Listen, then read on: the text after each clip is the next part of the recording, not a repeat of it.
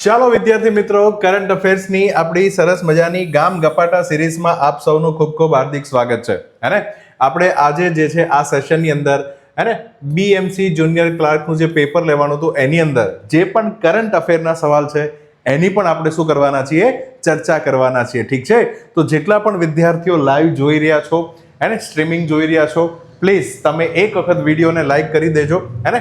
હા, અને હવે આપણે આજના સેશનની શરૂઆત કરીએ. આપણે 9મા નંબરના સેશન ઉપર પહોંચી ગયા છીએ. બની શકે આજનો વિડીયો કદાચ લાંબો હોય, પણ છતાં તમારે ખૂબ ધ્યાનથી અને ખૂબ એકદમ કહેવાય ને કે ફોકસ સાથે જે છે તમારે તૈયારી ચાલુ રાખવાની છે. ચાલો તો શરૂ કરીએ એપિસોડ નંબર 9 હે ને.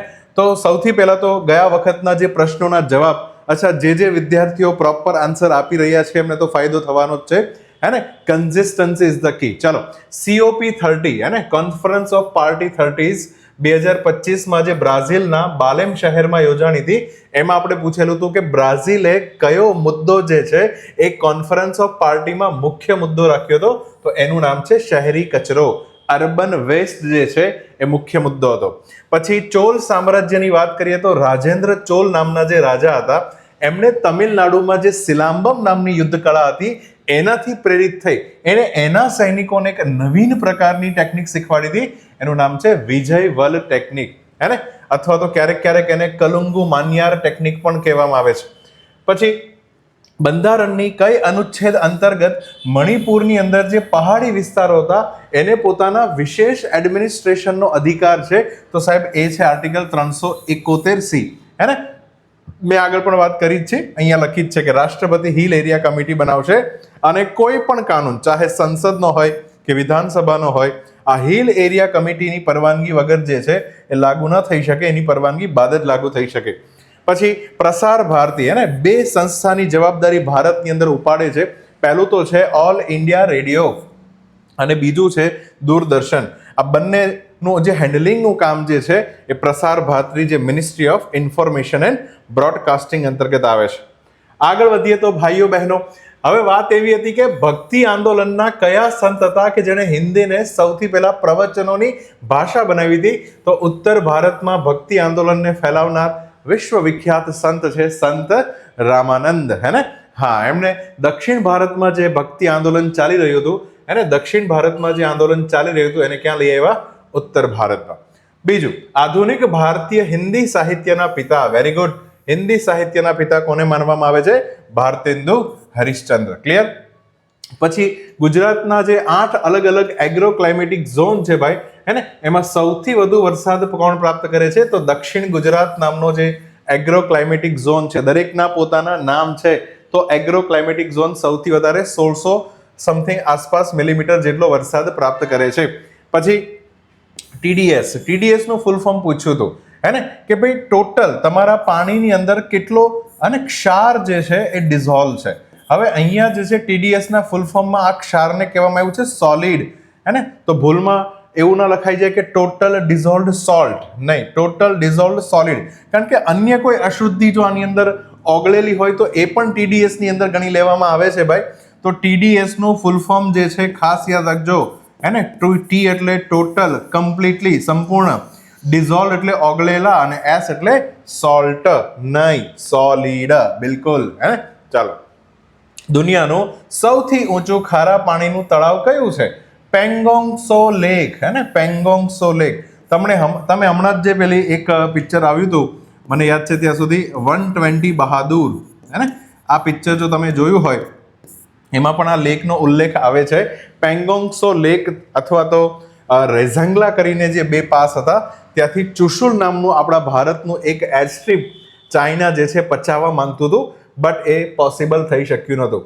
ભારત ચાઇના વિવાદ જે છે આમાં મેઇન છે. ચલો, પછી કોઈ પણ નવું પ્રાણી શોધાય, કોઈ નવું વનસ્પતિ શોધાય તો એમનું જે નામકરણની વિધિ હોય અને ખાસ કરીને વર્ગીકરણ કરવાની જે વિદ્યા શાખા છે એને ઓળખવામાં આવે છે ટેક્સોનોમી હે ને, ટેક્સોનોમી. ચલો, આવી બધી પણ વિદ્યા શાખાઓ હોય છે. તો આ 10 પ્રશ્નોના આપણે સરસ મજાના જવાબ જે છે જોઈ લીધા. ચલો, હવે આજે જોઈએ સૌથી પહેલા BMC જે છે જુનિયર ક્લાર્ક પેપરનું સોલ્યુશન. ઓકે, ચલો. તો પહેલો પ્રશ્ન હતો, તાજેતરમાં નીચેના પૈકી કોને મનોહર પારીકર યુવા વૈજ્ઞાનિક પુરસ્કાર 2025 એનાયત કરવામાં આવ્યો? તો IISc Bangalore, Indian Institute of Science બેંગ્લોરના પ્રોફેસર હતા ડોક્ટર સાંઈ ગૌતમ ગોપાલકૃષ્ણનને એવોર્ડ આપવામાં આવ્યો, કારણ કે એમણે કમ્પ્યુટેશનલ મટીરિયલ સાયન્સ જે છે એની અંદર ખૂબ ઊંડું રિસર્ચ કર્યું હતું, હે ને? હા, મટીરિયલ એટલે કે ધાતુ વિજ્ઞાન કહેવાય, હે ને?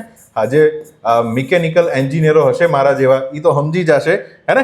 ચલો પછી વાત કરીએ તો 2025માં તમને ખબર છે કે બિહારનું ઇલેક્શન કમ્પ્લીટ થયું અને નીતિશ કુમાર જે છે એ કેટલામી વખત બિહારના મુખ્યમંત્રી તરીકે શપથ લીધા? તો સાહેબ 10મી વખત. એમણે શપથ લેવાનું ચાલુ કર્યું છે 3 માર્ચ 2000, તો કામનું નથી બટ 2000 થી અલ્ટિમેટલી એ શપથ લઈ રહ્યા છે અને 10મી વખત જે છે એમણે શપથ લીધા. હાથે હાથે એમની કારકિર્દીમાં આ સમજો કે 8 વાર તો એમને રાજીનામું પણ આપવું પડ્યું છે, હે ને? ચલો નેક્સ્ટ ક્વેશ્ચન, આપેલા વિધાનોમાંથી કયું વિધાન અથવા તો વિધાનો ખરા છે? તો પહેલું વિધાન છે કે બ્લોક ચેઇન વૃદ્ધિ પામતા રેકોર્ડ, અચ્છા અહીંયા લખવામાં ભૂલ છે, આ લોકોનું રેકોર્ડ ની સૂચિ છે, લિસ્ટ છે, અને જેને બ્લોક્સ કહેવાય છે, એને શું કહેવાય છે? બ્લોક્સ કહેવાય છે. અને જેને સંકેત લિપિ એટલે પાછું ઇંગ્લિશમાં લખ્યું એટલે ક્રિપ્ટોગ્રાફી ના ઉપયોગથી જોડવામાં આવે છે, હે ને? આપણે જે ગયા સેશન અને એની આગલા સેશનમાં જ્યારે આપણે આખું બ્લોક ચેઇન આપણા કરંટ અફેરના વિડીયોમાં સમજાવ્યું હતું ત્યારે મેં તમને કીધેલું કે જ્યારે કોઈ એક ટ્રાન્ઝેક્શન થાય, હે ને, એક વોલેટમાંથી બીજા વોલેટમાં એક ટ્રાન્ઝેક્શન થાય તો એ જે છે એની આઈડી બને અને ઘણી બધી આઈડી ભેગી થાય એટલે એક બ્લોક બને, અને આ બ્લોક જે છે એને સોલ્વ કરવામાં આવે તો બીજો બ્લોક જે છે તૈયાર થઈ જાય અને અલ્ટિમેટલી બધા બ્લોક જે છે જોડાતા જાય. તો બંને વચ્ચેની આ જે કડી છે એને એમ કહેવાય કે ક્રિપ્ટોગ્રાફી છે, મતલબ મેથેમેટિકલ ઇક્વેશનથી એમને જોડવામાં આવે, હે ને? તો અલ્ટિમેટલી આ વિધાન સાચું છે. એક વૃદ્ધિ પામતા, વૃદ્ધિ એટલા માટે કારણ કે પહેલું ઇક્વેશન જે છે એ સહેલું હોય, હે ને? પણ બીજું મેથેમેટિકલ ઇક્વેશન જે છે એ અઘરું થઈ જાય, એટલે તમે સમજી શકો કે બ્લોક ચેઇન જે છે એમાં એક પ્રકારે વૃદ્ધિ થઈ રહી છે. પછી બ્લોક ચેઇન જે છે જે જાહેર જનતા દ્વારા વાંચી શકાય છે તે ક્રિપ્ટોકરન્સીઝ દ્વારા વ્યાપકપણે ઉપયોગમાં લેવામાં આવે છે. આ શું કહેવા માંગે છે? હા, તો ભાઈ મેં પહેલા જ કીધેલું અને આપણે વિડીયોમાં પણ ખૂબ સરસ વાત કરી હતી કે બ્લોકચેન એક પ્રકારનું વિકેન્દ્રીકૃત ચલણ છે, હે ને? આને ઇંગ્લિશમાં આવું કહેવાય છે કે ડિસેન્ટ્રલાઇઝડ. શું કહેવાય છે? ડિસેન્ટ્રલાઇઝડ. આમ તો બે શબ્દ છે, સેન્ટ્રલાઇઝડ અને ડિસેન્ટ્રલાઇઝડ. સેન્ટ્રલાઇઝ એટલે બધું જ મારા હાથમાં રહેવું, મુઠ્ઠીમાં રહેવું. ડિસેન્ટ્રલાઇઝ એટલે છે હું આમ જનતાને અધિકાર આપી દઉં છું, હે ને? આ સતોશી નાકોમોટોએ જે આખી બ્લોકચેન ટેકનોલોજી શોધી હતી એમની ઈચ્છા એવી હતી કે સમગ્ર વિશ્વની અંદર એક એવો જ કોન્સેપ્ટ છે કે ચલણી નાણું જે છે જેનાથી આપણે આદાન પ્રદાન, એક વ્યક્તિ જે છે એ બીજા વ્યક્તિને જે છે આદાન પ્રદાન કરે છે, તો એ જે ચલણી નાણું છે, ચાહે રૂપિયો હોય, હે ને, ડોલર હોય કે યુઆન હોય, જે બી ચલણી નાણું છે એ અલ્ટિમેટલી સરકારના હાથમાં છે, હે ને? સરકાર દ્વારા જે છે આ નાણું ઇસ્યુ કરવામાં આવે છે. તો આ ભાઈને અંદરથી પેલો કહેવાય ને એક પ્રકારે આમ રોષની ભાવના હતી કે ભાઈ સરકાર બધું પોતાના મુઠ્ઠીમાં રાખે છે, મારે એવું કરવું છે કે એક વ્યક્તિ પોતે ચલણી નાણું જે છે એની પર એનો કંટ્રોલ હોય, હે ને? તો ચલણી નાણું જે છે એક વ્યક્તિ પોતે બનાવી શકે, અને આ બધા વ્યક્તિઓ પોતાની જાતે કરન્સી જે છે માર્કેટની અંદર ચાલુ કરી દે, આવી એમની ભાવના હતી. તો અલ્ટિમેટલી એના કારણે જે છે એ વિકેન્દ્રીકૃત ચલણ જે છે એ માર્કેટમાં આવ્યું. અને હવે તમે સમજો કે વિકેન્દ્રીકૃત ચલણ છે તો જાહેર જનતા દ્વારા વાંચી શકાય, બિલકુલ વાંચી શકાય. સરકાર હોય ને તો બધું ગુપ્ત રાખે, પણ અહીંયા જે છે જાહેર જનતા દ્વારા તમે એક બ્લોક જે છે એને તમે સોલ્વ કરી શકો છો, એની અંદરની તમામ ઇન્ફોર્મેશન તમે વાંચી શકો છો. અચ્છા ભાઈ, તમારા અંદર જો કેપેસિટી હોય, તમારી અંદર જો તાકાત હોય તો તમે પણ આ બ્લોક જે છે એને સોલ્વ કરી અને નવા બિટકોઇન જનરેટ કરી શકો છો, હે ને? તો અલ્ટિમેટલી જાહેર જનતા દ્વારા તો વાંચી જ શકાય, અને આવી જે જાહેર જનતા દ્વારા વાંચી શકાય એવી જે કરન્સી છે, ધ્યાનથી સમજો, અમુક કરન્સી એવી છે કે જે જાહેર જનતા માટે નથી મૂકવામાં આવી, અમુક સિલેક્ટેડ લોકો જ એ બ્લોકને ખોલી શકે, બટ એવી કરન્સી કે જે જાહેર જનતા દ્વારા વાંચી શકાય, ફોર એક્ઝામ્પલ બિટકોઇન છે, ઇથેરિયમ છે, તો એને સૌથી પ્રમાણે વ્યાપકપણે વધારે પડતી માત્રામાં લોકો ઉપયોગ કરે છે. બિલકુલ, હે ને? ઇથેરિયમ અને બિટકોઇનનો બધા લોકો ઉપયોગ કરે છે. તો અહીંયા આન્સર આવશે એ અને બી બંને. ચલો, ક્લિયર? આગળ વધીએ. માનવ કલ્યાણ ક્ષેત્રે ખૂબ સારી પ્રવૃત્તિ કરવા બદલ અપાતો જય ભીખુ. આમ તો ભીખુ શબ્દને બદલે અહીંયા છે, એટલે ભીખુ સાચો જ શબ્દ છે, પણ અહીંયા તમારે સમજવાનું છે ભિક્ષુ. હે તો જય ભિક્ષુ એવોર્ડ જે છે એ કોની સ્મૃતિમાં, કોની યાદમાં એનાયત કરવામાં આવે છે?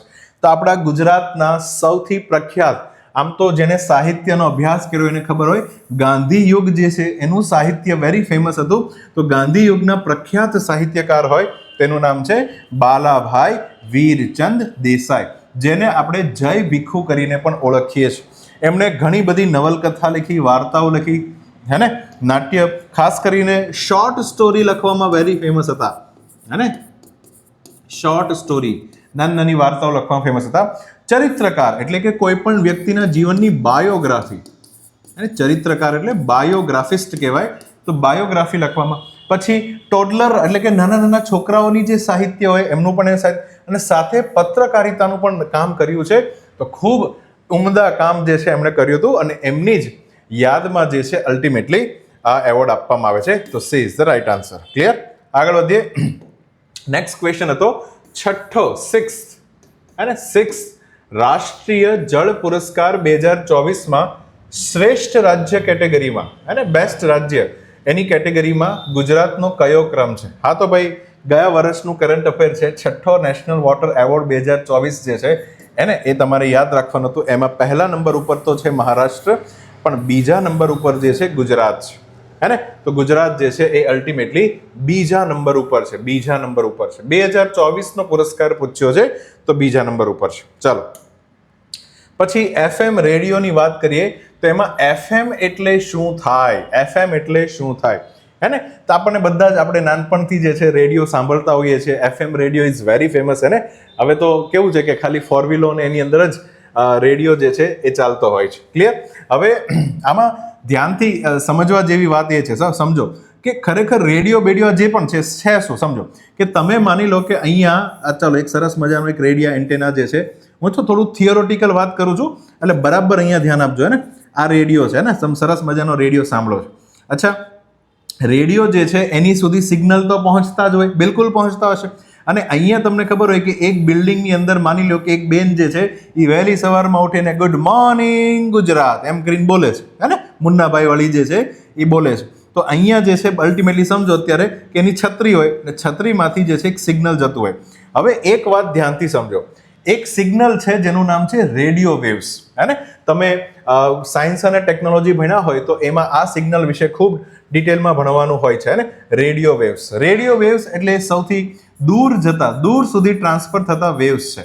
અને એ જે છે આ રીતના ભટકાય અને અહીંયા જે છે નીચે આવે. હવે ક્યાં ભટકાય? તો અહીંયા જે છે, હવે ધ્યાનથી સમજજો, અહીંયા ધ્યાનથી સમજજો, બે પ્રકારની પોસિબિલિટી હોઈ શકે. ક્યાં તો કુદરત જે છે, કુદરત જે છે એની આપણે એટમોસ્ફિયર એટલે કે વાયુઓનું આવરણ જે છે, વાયુઓનું જે આવરણ છે, વાતાવરણ જેને આપણે કહીએ છીએ, એ વાયુઓના આવરણની અંદર હે ને એક આખું લેયર બને. હે ને, ચાલો તમે કોમેન્ટ સેક્શનમાં મને કહી શકશો એ લેયરનું નામ શું છે, કે જે એક પ્રકારે કુદરતી અરીસા જેવું કામ કરે, આવું પણ કહેવાય છે. અને કુદરતી અરીસો કહેવાય છે, કુદરતી અરીસા જેવું લેયર જે છે કામ કરે. આપણે વાતાવરણની અંદર જનરલી ભણતા હોય ક્ષોભાવરણ, મધ્યાવરણ, આવા આવરણ હોય ને. હા, એમાંથી કયું આવરણ જે છે, અચ્છા, અને ખબર જ હોવી જોઈએ ભાઈ, એને કયું વાયુ આવરણ જે છે કુદરતી અરીસા તરીકે કામ કરે. અને એ કેવું છે કે કુદરતી અરીસો ત્યારે જ બને જ્યારે ઉપર સુરત દાદા હોય, બરાબર? એ તમે આખું જીઓગ્રાફીની અંદર આખો ટોપિક આવે. અને અહીંયા તો એક ઓપ્શન આ છે. બીજો ઓપ્શન અહીંયા એવો છે કે તમે અહીંયા સેટેલાઇટ પણ મૂકી શકો. હે ને, સેટેલાઇટ. તો હવે અલ્ટિમેટલી બે ઓપ્શન છે. બંને ઓપ્શનથી જે છે અહીંયા જે છે રેડિયો સિગ્નલ ઉપર જશે, અને આ રેડિયો સિગ્નલ જે છે એ અલ્ટિમેટલી તમારા ડિવાઇસની અંદર કેપ્ચર થશે. હવે પ્રોબ્લેમ એટલો જ છે, આપણે કરવાનું શું છે કે માની લો કે આ એક રેડિયો સિગ્નલ છે. ને આ રેડિયો સિગ્નલ છે, બરાબર? આ રેડિયો સિગ્નલ છે. હવે ધ્યાનથી સમજો. હવે પહેલો કોન્સેપ્ટ જે છે એનું નામ છે ફ્રીક્વન્સી. શું કોન્સેપ્ટ છે? ફ્રીક્વન્સી. હે ને, ફ્રીક્વન્સી, QUENCY. ઓકે, ફ્રીક્વન્સી કોને કહેવાય? એક સેકન્ડમાં પસાર થતા તરંગોને શું કહેવામાં આવે છે? તરંગોને શું કહેવામાં આવે છે? ફ્રીક્વન્સી. આ તો ખબર જ છે. તો માની લો કે અહીંયા જે છે આ એક સેકન્ડમાં આ રીતના એક તરંગ જે છે, કેટલા તરંગ પસાર થાય? તમારે અહીંયા બેઠા બેઠા ગણવાનું કે સર 1 2 3 તરંગ જે છે 1 સેકન્ડમાંથી પસાર થઈ ગયું, તો આને કહેવાય એની ફ્રીક્વન્સી. બરાબર. બીજો શબ્દ આવે છે એમ્પ્લિટ્યુડ. બીજો શબ્દ આવે છે એમ્પ્લિટ્યુડ, હે ને, એમ્પ્લિટ્યુડ. એમ્પ્લિટ્યુડને આપણે જનરલી ઓળખીએ છીએ તરંગ લંબાઈથી, હે ને, તરંગની લંબાઈ. બરાબર. તો કેટલી તરંગની લંબાઈ છે, એમ્પ્લિટ્યુડ કેટલો છે, હે ને, તો અહીંયા અલ્ટિમેટલી તમે સમજો કે આ જે છે, હે ને, એક તો આ લંબાઈ પણ થશે અને એક જે છે બે ક્રમિક શૃંગ અથવા તો બે ક્રમિક ગર્ત વચ્ચેની સંખ્યાને પણ આપણે તરંગ લંબાઈ કહીએ છીએ. બરાબર. ચાલો, તો આ રીતના અલ્ટિમેટલી તરંગની બેઝિક ડેફિનેશન હોય છે. હવે આમાં કરવાનું શું હોય કે આ તો એક સિગ્નલ જે છે ઓલરેડી આમ જતું હોય, સમજો આ સિગ્નલ જે છે ઓલરેડી, એની ઉપર આપણે કે આ બીજું લાલ કલરનું સિગ્નલ આપણે એને બેસાડી દઈએ. હવે એક સિગ્નલ જે છે આ લાલ કલરનું સિગ્નલ છે ને એ અવાજનું સિગ્નલ છે, કે મતલબ ઓલી માસી જે છે હવારમાં ગુડ મોર્નિંગ એવું બોલે છે, એ લાલ કલરનું સિમ્બોલ છે. અને ડિવાઇસીસ જે છે પોતાની સાથે જે છે એ ગ્રીન કલરનું સિગ્નલ, એ તો ઓટોમેટિક સમજો કે ચાલુ જ હોય, હે ને, કે એ પોઈન્ટથી બી પોઈન્ટ ઉપર રેડિયો વેવ્સ તો જતા જ હોય. તમારે આને આની ઉપર સેટ કરવાનું હોય. અવાજનું સિગ્નલ જે છે એને રેડિયો સિગ્નલની, બંને રેડિયો જ છે પણ એકને બીજા ઉપર ઇમ્પોઝ કરવાનું હોય. તો તમે એક પ્રકારે સેટ કરો ને કે હું આ બંને જે છે બંને વચ્ચેની ફ્રીક્વન્સી સેટ કરું છું. શું સેટ કરું છું? બંનેની ફ્રીક્વન્સી એક પ્રમાણે સેટ કરું કે અવાજનું તરંગ જે છે એ અલ્ટિમેટલી રેડિયોનું જે તરંગ છે એની ઉપર સેટ થઈ જાય, તો અવાજ પણ સાથે સાથે પહોંચવા લાગે. તો આ રીતના જે છે, હે ને, તમે ધ્યાન, આ છત્રી જે છે, છત્રીથી જે ઓલરેડી રેડિયો સિગ્નલ જતું હોય એની ઉપર તમારે તમારા અવાજના સિગ્નલને પણ સુપર ઇમ્પોઝ કરી અને આ રીતના મોકલવાનું હોય. હવે એના માટે બે વસ્તુ કરવી પડે. કાં તો તમે ફ્રીક્વન્સીને એડજસ્ટ કરો તમારા અવાજની, અને કાં તો તમે એના એમ્પ્લિટ્યુડને, હે ને, એડજસ્ટ કરો. બરાબર. તો અલ્ટિમેટલી આ બે પ્રકારે તમે મોડ્યુલેશન કર્યું. આને શું કર્યું કહેવાય? મોડ્યુલેશન. હા, તો FM શબ્દ વેરી ફેમસ છે. જનરલી ફ્રીક્વન્સીને મોડ્યુલેટ કરવામાં આવે, ફ્રીક્વન્સીને એક પ્રકારે સેટ કરવામાં આવે ને. એટલે આ તો કેવું છે કે રિક્ષા, એક રિક્ષા છે, ચાલો સમજો એક રિક્ષા છે સરસ મજાની. રિક્ષા મને દોરતા નહીં આવડે ભાઈ. તો આવી એક સરસ મજાની રિક્ષા છે, હે ને, અને આ રિક્ષા તો ચાલો એક જગ્યાએથી બીજી જગ્યાએ તો જાય જ છે, હે ને. તો આ એક જગ્યાએથી બીજી જગ્યા પર રિક્ષા તો જાય જ છે, પણ આની અંદર આપણે એક માસીને બેસાડવાના છે. હવે જો ઈ માસી આની અંદર સેટ ન થાય તો માસીને થોડાક આમ ગળદિયા તો મારવા પડે કે નહીં, કે માસી અંદર બેસી જાઓ. હા, તો માસીને તમે કઈ રીતના સેટ કરશો? એનું વજન, એમાં માસી થોડા ઊંચા થઈને અંદર ઘૂસી જાવ, કારણ કે માસી બહુ જાડી હોય, સમજી લો. તો કઈ રીતના તમે માસીને આ રિક્ષાની અંદર બેસાડશો જેથી રિક્ષા એને લઈ અને બી પોઈન્ટ સુધી જશે? આવી કંઈક વાત છે. બહુ જ ઇઝી ભાષામાં તમને સમજાવવાનો પ્રયત્ન કર્યો છે. તો આને કહેવાય ફ્રીક્વન્સી મોડ્યુલેશન. ચલો, તો આ રીતના જે છે FM જે છે હોય છે, અને AM પણ હશે. AM પણ હોય. રેડિયોની અંદર જ એક સ્વિચ હોય, તમે કન્વર્ટ કરો તો FM માંથી AM માં પહોંચી જાઓ. તો એને જે છે આપણે કહીએ છીએ એમ્પ્લિટ્યુડ મોડ્યુલેશન. શું કહેવાય? Amplitude modulation. તો મોડ્યુલેશન એટલે એક બીજા વ્યક્તિ પ્રમાણે આ વ્યક્તિને સેટ કરવું. તો એ જ રીતના એક ડિવાઇસ આવે છે તમારા ઘરે. જો ઇન્ટરનેટ તમે બ્રોડબેન્ડ લીધું હોય તો તમારા ઘરે મોડેમ નામનું પણ ડિવાઇસ હશે. ચાલો, આનું પણ તમારે નામ કહેવાનું છે. ફૂલ ફોર્મ શું થઈ તમારે કહેવાનું છે. બરાબર. મોડેમનું ફૂલ ફોર્મ પણ યાદ રાખજો. ચાલો આગળ વધીએ. તાજેતરમાં કયા રાજ્યમાં ભારતના પ્રથમ સહકારી મલ્ટીફીડ કોમ્પ્રેસ્ડ બાયોગેસ પ્લાન્ટનું ઉદ્ઘાટન કરવામાં આવ્યું? આ તો ભાઈ અમિત શાહજી દ્વારા, જે આપણા કોઓપરેટ નહીં, હા, ધ્યાનથી સમજજો, કોઓપરેટિવ સહકારી મંત્રી છે, હે ને. તો સહકારી મંત્રી જે છે આપણા અમિત શાહજી દ્વારા અલ્ટિમેટલી આ ભારતનો પહેલો કમ્પ્રેસ્ડ બાયોગેસ પ્લાન્ટ ક્યાં ખુલ્યો છે? મહારાષ્ટ્રમાં ખુલ્યો છે. તો અલ્ટિમેટલી આન્સર આવશે મહારાષ્ટ્ર. ચલો પછી ઘુડખરનું હાથછા. ઘુડખરનું અભયારણ્ય ગુજરાતના કયા જિલ્લામાં છે? બધાને ખબર છે, કચ્છના નાના રણમાં વિશ્વનું એકમાત્ર ઘુડખરનું શું આવેલું છે? અભયારણ્ય આવેલું છે. ચલો પછી લદ્દાખના મિગલા નામના પાસની અંદર આટલા ફૂટની ઊંચાઈ ઉપર વિશ્વનો સૌથી ઊંચો મોટરેબલ રોડ કઈ સંસ્થાએ બનાવ્યો?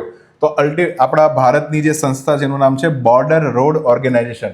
બરાબર. આ બોર્ડર રોડ ઓર્ગેનાઇઝેશન એક પ્રોજેક્ટ ચાલે છે, પ્રોજેક્ટ હિમાંક. આ હિમાંક પ્રોજેક્ટ જે છે એના અંતર્ગત ઊંચી હાઇટ ઉપર જે છે આપણી ભારતની આ સંસ્થા બોર્ડર રોડ ઓર્ગેનાઇઝેશન એ અલ્ટિમેટલી રોડ બનાવે છે, હે ને. તો અહીંયા આન્સર આવશે BRO. ક્લિયર? ચાલો પછી નેક્સ્ટ ક્વેશ્ચન હતું દ્રવ્ય નામનું પોર્ટલ. કયું પોર્ટલ? દ્રવ્ય, હે ને, દ્રવ્ય નામનું પોર્ટલ તાજેતરમાં ચર્ચામાં હતું. કઈ સંસ્થાની પહેલ છે, હે ને? તો આપણા દેશની અંદર અલ્ટિમેટલી આયુષ મિનિસ્ટ્રી જે છે, હે ને, આયુષ મંત્રાલય જે છે, જેના નામ પર આપણે પરંપરાગત દવાઓ જે અને પરંપરાગત ઉપચાર પદ્ધતિનું આપણે કામ કરીએ છીએ, તો આયુષ મંત્રાલય હેઠળ એક સંસ્થા છે, એનું નામ છે central council four research in Ayurvedic science, જે આયુર્વેદમાંથી મતલબ આયુષમાંથી એ ઉપર જે છે અલ્ટિમેટલી કામ કરે છે. બરાબર? તો આયુર્વેદમાં અચ્છા આ છે હું એક પ્રકારની લાઇબ્રેરી છે. તો આની અંદર શું છે, ઘણી બધી છે ને PDF મૂકી હોય, તમે રિસર્ચ કરવું હોય તો આરામથી જે છે કરી શકો છો. બરાબર? ચાલો નેક્સ્ટ ક્વેશ્ચન. ઓક્ટોબર 2025માં IUCN વર્લ્ડ કન્ઝર્વેશન કોંગ્રેસ ક્યાં યોજાયું હતું? હે ને, તો એ યોજાયું હતું 2025નું અબુ ધાબીમાં. ક્લિયર? પછી ફ્લોપ્સ. ચલો આ તો આપણે આગળ કરંટ અફેરના સેશનમાં બી બનાવી ગયા છીએ. ફ્લોપ્સ જે છે એ કમ્પ્યુટરની એક પ્રકારે સ્પીડ માપવાનું એક એકમ છે, હે ને, સ્પીડ માપવાનો એકમ છે, ફ્લોટિંગ પોઈન્ટ ઓપરેશન પર સેકન્ડ, હે ને. તો આ રીતના જે પરંપરાગત આપણા બધા કોમ્પ્યુટર ફ્લોપમાં માપવામાં આવે, બરાબર, આપણે જે જનરલી યુઝ કરીએ તે. પછી MIPS માં પણ સ્પીડ માપી શકાય, મિલિયન ઇન્સ્ટ્રક્શન પર સેકન્ડ, એક સેકન્ડમાં જે 10 લાખ ઇન્સ્ટ્રક્શન જે છે એને પ્રોસેસ કરી શકે છે, MIPS કહેવાય, ને. તો અલ્ટિમેટલી કમ્પ્યુટરની સ્પીડ માપવા માટેનું આ આખો એક યુનિટ છે, હે ને. અચ્છા આપણે એ પણ વાત કરી હતી કે ભાઈ એક પ્રકારે એક એકમ છે ક્યુબિટ્સ. ચલો તમારે કહેવાનું ક્યુબિટ્સ જે છે કોનો એકમ છે? કોનો એકમ છે? બરાબર, ક્યુબિટ્સ. જે રીતના ફ્લોપ્સ છે, મિપ્સ છે, એ રીતના ક્યુબિટ્સ કરીને પણ છે. બરાબર? તો ચાલો ક્યુબિટ્સ કોની સાથે જોડાયેલું છે તમારે કહેવાનું છે. આગળ વધીએ. Radio frequency identification technology RFID. વારે એક ને એક વસ્તુનો પ્રશ્ન પૂછ્યા કરવાનો ભાઈ. એનામાં કયા વિધાનો સાચા છે ને બધા નીચે લીટી કરજો ને કે ઊંધું જતું ના થઈ જાય.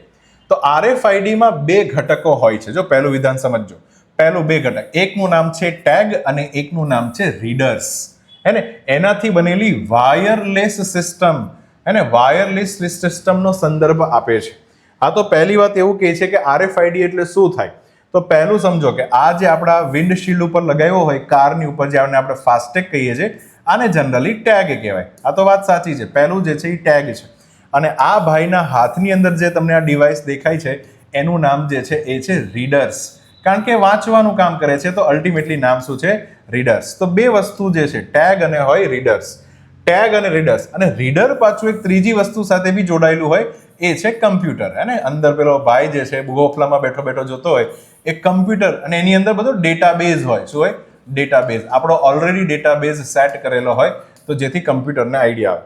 તો સીધી વસ્તુ છે, તમે જોયું હશે કે કઈ રીતના રીડર્સ જે છે, હે ને, એ ટેગમાંથી ઇન્ફોર્મેશન લઈ અને બધી ઇન્ફોર્મેશન કમ્પ્યુટર સુધી જે છે અહીંયા પહોંચાડે છે, હે ને. ચાલો તો અલ્ટિમેટલી આ વાત. તો પહેલું વિધાન તો એકદમ કેવું છે? સાચું. પછી વાત લગી છે રીડર એક એવું ઉપકરણ છે કે જે એક કરતા વધુ એન્ટીનાઓ ધરાવે છે અને રેડિયો તરંગ ઉત્સર્જિત કરે છે.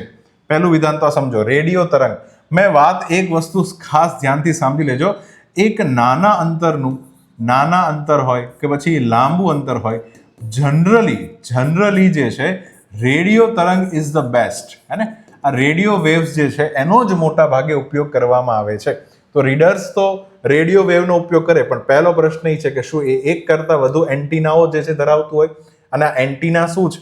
તો હમણાં જ આપણે વાત કરી કે જે રીતના, ચાલો સમજી લો, અહીંયા આપણે સમજી લઈએ કે આ એક પ્રકારનો ફાસ્ટ ટેગ છે, ને. આ ટેગ છે. હવે એને જે વાંચવાવાળું ડિવાઇસ હોય એને આપણે શું કહીએ? આ રીતનું ડિવાઇસ હોય ને, એને આપણે રીડર કહીએ. રીડર જે છે ફાસ્ટેગમાંથી ઇન્ફોર્મેશન લે છે. કઈ રીતના લે એ બી સમજવા જેવું. પહેલા તો શું થાય ખબર? પહેલા તો અહીંયાથી જે છે એ અલ્ટિમેટલી એક રેડિયો વેવ છોડવામાં આવે, જેથી ફાસ્ટેગમાંથી એ જે છે રિટર્ન આવે, અને રિટર્ન આવે ત્યારે ફાસ્ટેગનો ડેટા લઈને આવે. પણ એમ જ તો પહેલા જે છે રેડિયો વેવ છોડ્યો, રિટર્ન ડેટા લઈને આવે. હવે રિટર્ન જ્યાં ડેટા અહીંયા લઈને પાછો આવતો હોય એને કેપ્ચર કરવા માટે અહીંયા જે છે એન્ટેના મૂકવામાં આવ્યું હોય. શું મૂકવામાં આવ્યું હોય? એન્ટેના. હવે વાત એવી કરે છે કે એન્ટેના એક જ હોય કે એક કરતાં વધારે હોય, હે ને. તો યસ, એક કરતાં વધારે એન્ટેના પણ હોઈ શકે, એક પણ હોઈ શકે. પણ વધારે એન્ટેના એટલા માટે રાખવામાં આવે જેથી તમારું આ જે ડેટા જે છે એને કેપ્ચર કરવાની જે વસ્તુ છે, ડેટાને કેપ્ચર કરવો, ડેટાને કેચ કરવાની જે વાત છે એ તમે વધારે સારી રીતના કરી શકો, હે ને. એટલે એન્ટેના એકથી વધારે પણ રાખવામાં આવે છે. ચાલો પછી તો બીજું વિધાન પણ એકદમ સાચું છે. ત્રીજું, પેસિવ RFID ટેગ જે છે એ રીડર દ્વારા સંચાલિત હોય છે અને બેટરી ધરાવતા નથી. રીડર દ્વારા સંચાલિત હોય છે અને બેટરી ધરાવતા નથી. પેસિવ RFID ટેગ, હે ને? તો આ શું કહેવા માંગે છે? તો ધ્યાનથી સમજો. આમ તો બે પ્રકારના ટેગ હોય. RFID ટેગ જે છે બે પ્રકારના હોય. પહેલું જે છે એક્ટિવ ટેગ અને બીજું છે પેસિવ. એક્ટિવ એટલે કેવો માણસ કે આમ જેની અંદર આમ સમજો બેટરી હોય, આમ વ્યક્તિ એક્ટિવ હોય કેવો હોય એવું સમજો ને, તો યાદ રાખવા માટે. હા, તો એની અંદર કેવું છે ધ્યાનથી સમજો, ધ્યાનથી એકદમ અહીંયા ધ્યાન આપજો. ચલો હવે પહેલા જે છે આ સમજો, આ ટેગ છે આખો RFID ટેગ છે. આ ટેગ જે છે એ બે પ્રકારની વાત છે, હે ને?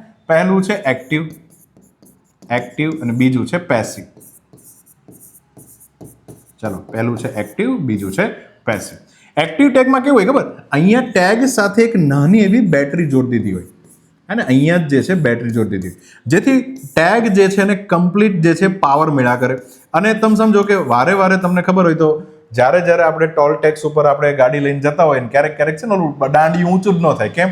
કારણ કે બધું જ જે છે એ પેસિવ ટેગ છે. એ કેવો ટેગ છે? પેસિવ. ત્યાં આપણે કોઈ બેટરી નથી જોડી, ત્યાં કોઈ આપણે બેટરી જોડી નથી.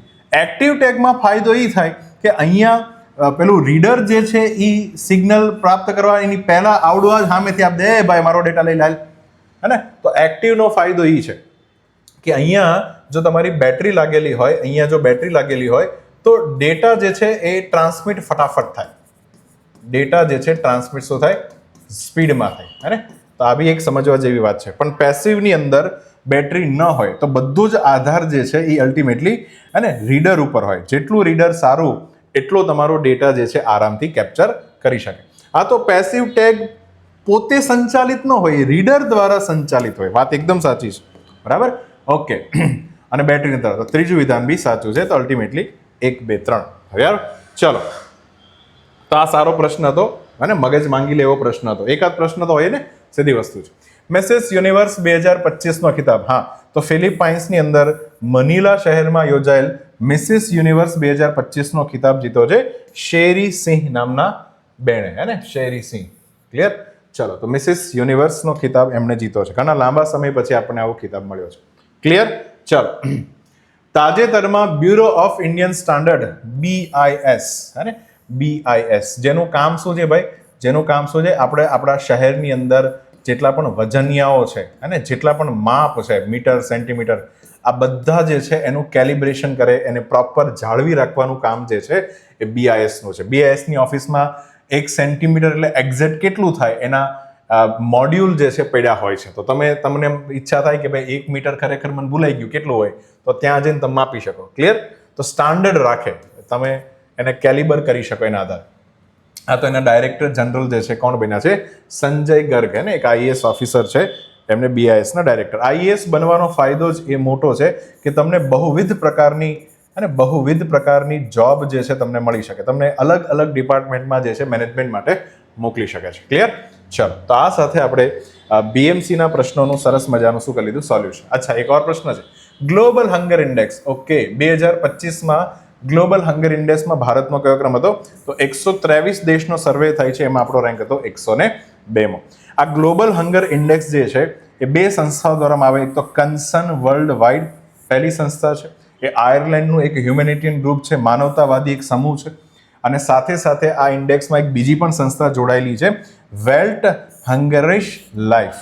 અને વેલ્ટ જે છે ને જર્મન શબ્દ છે.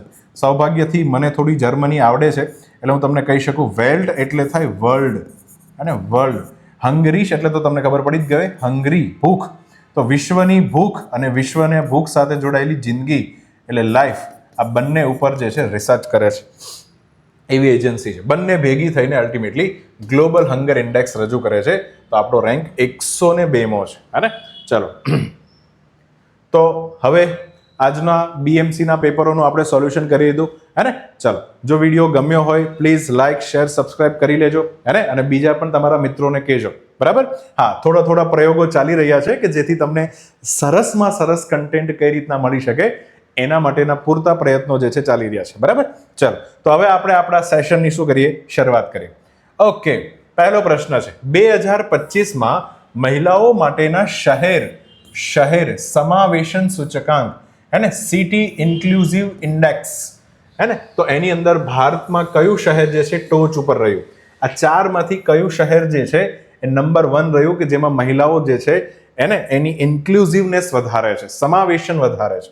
સમાવેશન કોને કહેવાય કે અલગ અલગ જે પેરામીટર્સ હોય અને અલગ અલગ માપદંડો હોય એ પેરામીટર ઉપર તમારે ચેક કરવાનું કે શું એમાં મહિલાઓને પણ ભાગીદારી મળે છે કે નથી મળતી. ફોર એક્ઝામ્પલ, હું એમ કહું કે આપણા એક શહેરની અંદર બસ હોય ને, શહેરની અંદર સિટી બસ હોય, તો શું મારે ચેક કરવાનું કે શું સિટી બસનો ફાયદો જે છે ખાલી પુરુષો જ ઉઠાવે છે કે મહિલાઓ પણ ઉઠાવે છે, ફિમેલ પણ ઉઠાવે છે, બરાબર? તો ઇન્ક્લુઝિવનેસ કેટલી છે, સમાવેશન કેટલો છે, એના ઉપર ઇન્ડેક્સ છે. ઓકે, ચલો, તો અહીંયા બેંગ્લોર જે છે પ્રથમ ક્રમે આવ્યું છે અને આ એક અવતાર નામની એક પ્રાઇવેટ ઓર્ગેનાઇઝેશન છે ચેન્નઈની, એના દ્વારા આ રિપોર્ટ પબ્લિશ કરવામાં આવ્યો. 125 ભારતીય શહેરો ઉપર સર્વે કરવામાં આવ્યો.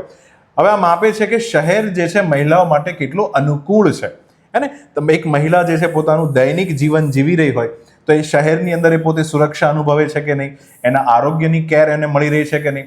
પછી ગતિશીલતા એ મહિલાની કેવી છે? ગતિશીલતા ને થોડો ઇમ્પોર્ટન્ટ, આને કહેવાય ઇંગ્લિશમાં મોબિલિટી. શું કહેવાય? મોબિલિટી. અને આ સમજવા જેવું છે કે એક શહેર હોય આખું નાખું, તો શું એક મહિલા જે છે એ આટલા એરિયા પૂરતી જ સીમિત છે કે ઘણા બધા એરિયા સુધી એમની પહોંચ જે છે અવેલેબલ છે? જે પુરુષ જનરલી લગભગ સિટીની બહાર પણ જતા હોય અને ઘણી બધી દૂર દૂર જગ્યા પર જતા હોય, પણ મહિલા જે છે એક લિમિટેડ એરિયામાં જીવન જીવતી હોય, તો એ મોબિલિટી હોવી પણ જરૂરી છે જેથી આમાં ઇન્ક્લુઝિવનેસ ખબર પડે.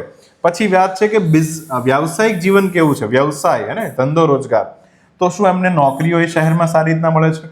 શું એને કુશળતાના પૂરેપૂરા લાભો મળે છે? સ્કિલ, આને શું કહેવાય? સ્કિલ, હે ને? પછી વાત કરીએ શું એની કારકિર્દીમાં ગ્રોથ થઈ રહ્યો છે?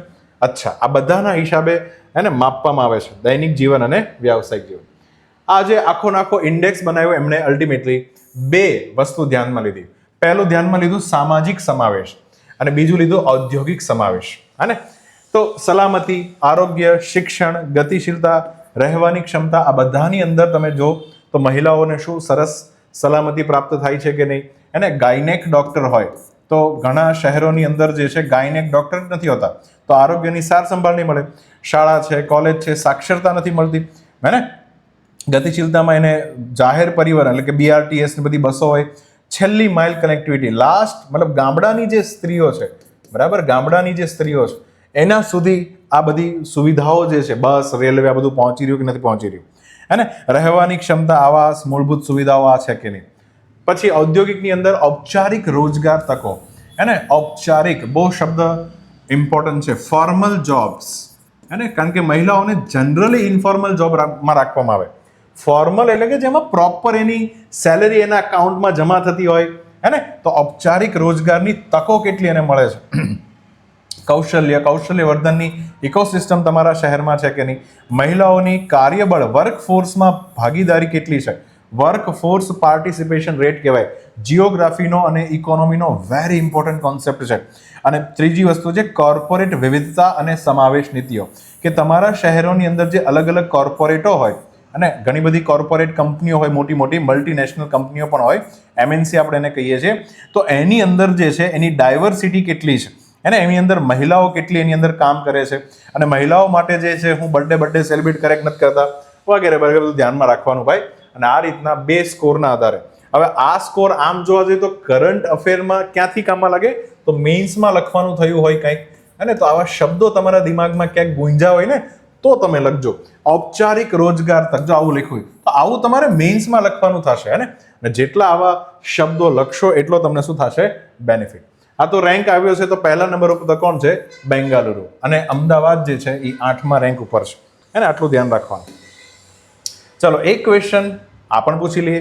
મહિલાઓનો પ્રશ્ન આવ્યો જ છે તો ભાઈ, રાજસ્થાનની અંદર બાળ લગ્ન અટકાવવા માટે એક સામાજિક કાર્યકર્તા, એનું નામ હતું ભંવરી દેવી, હે ને?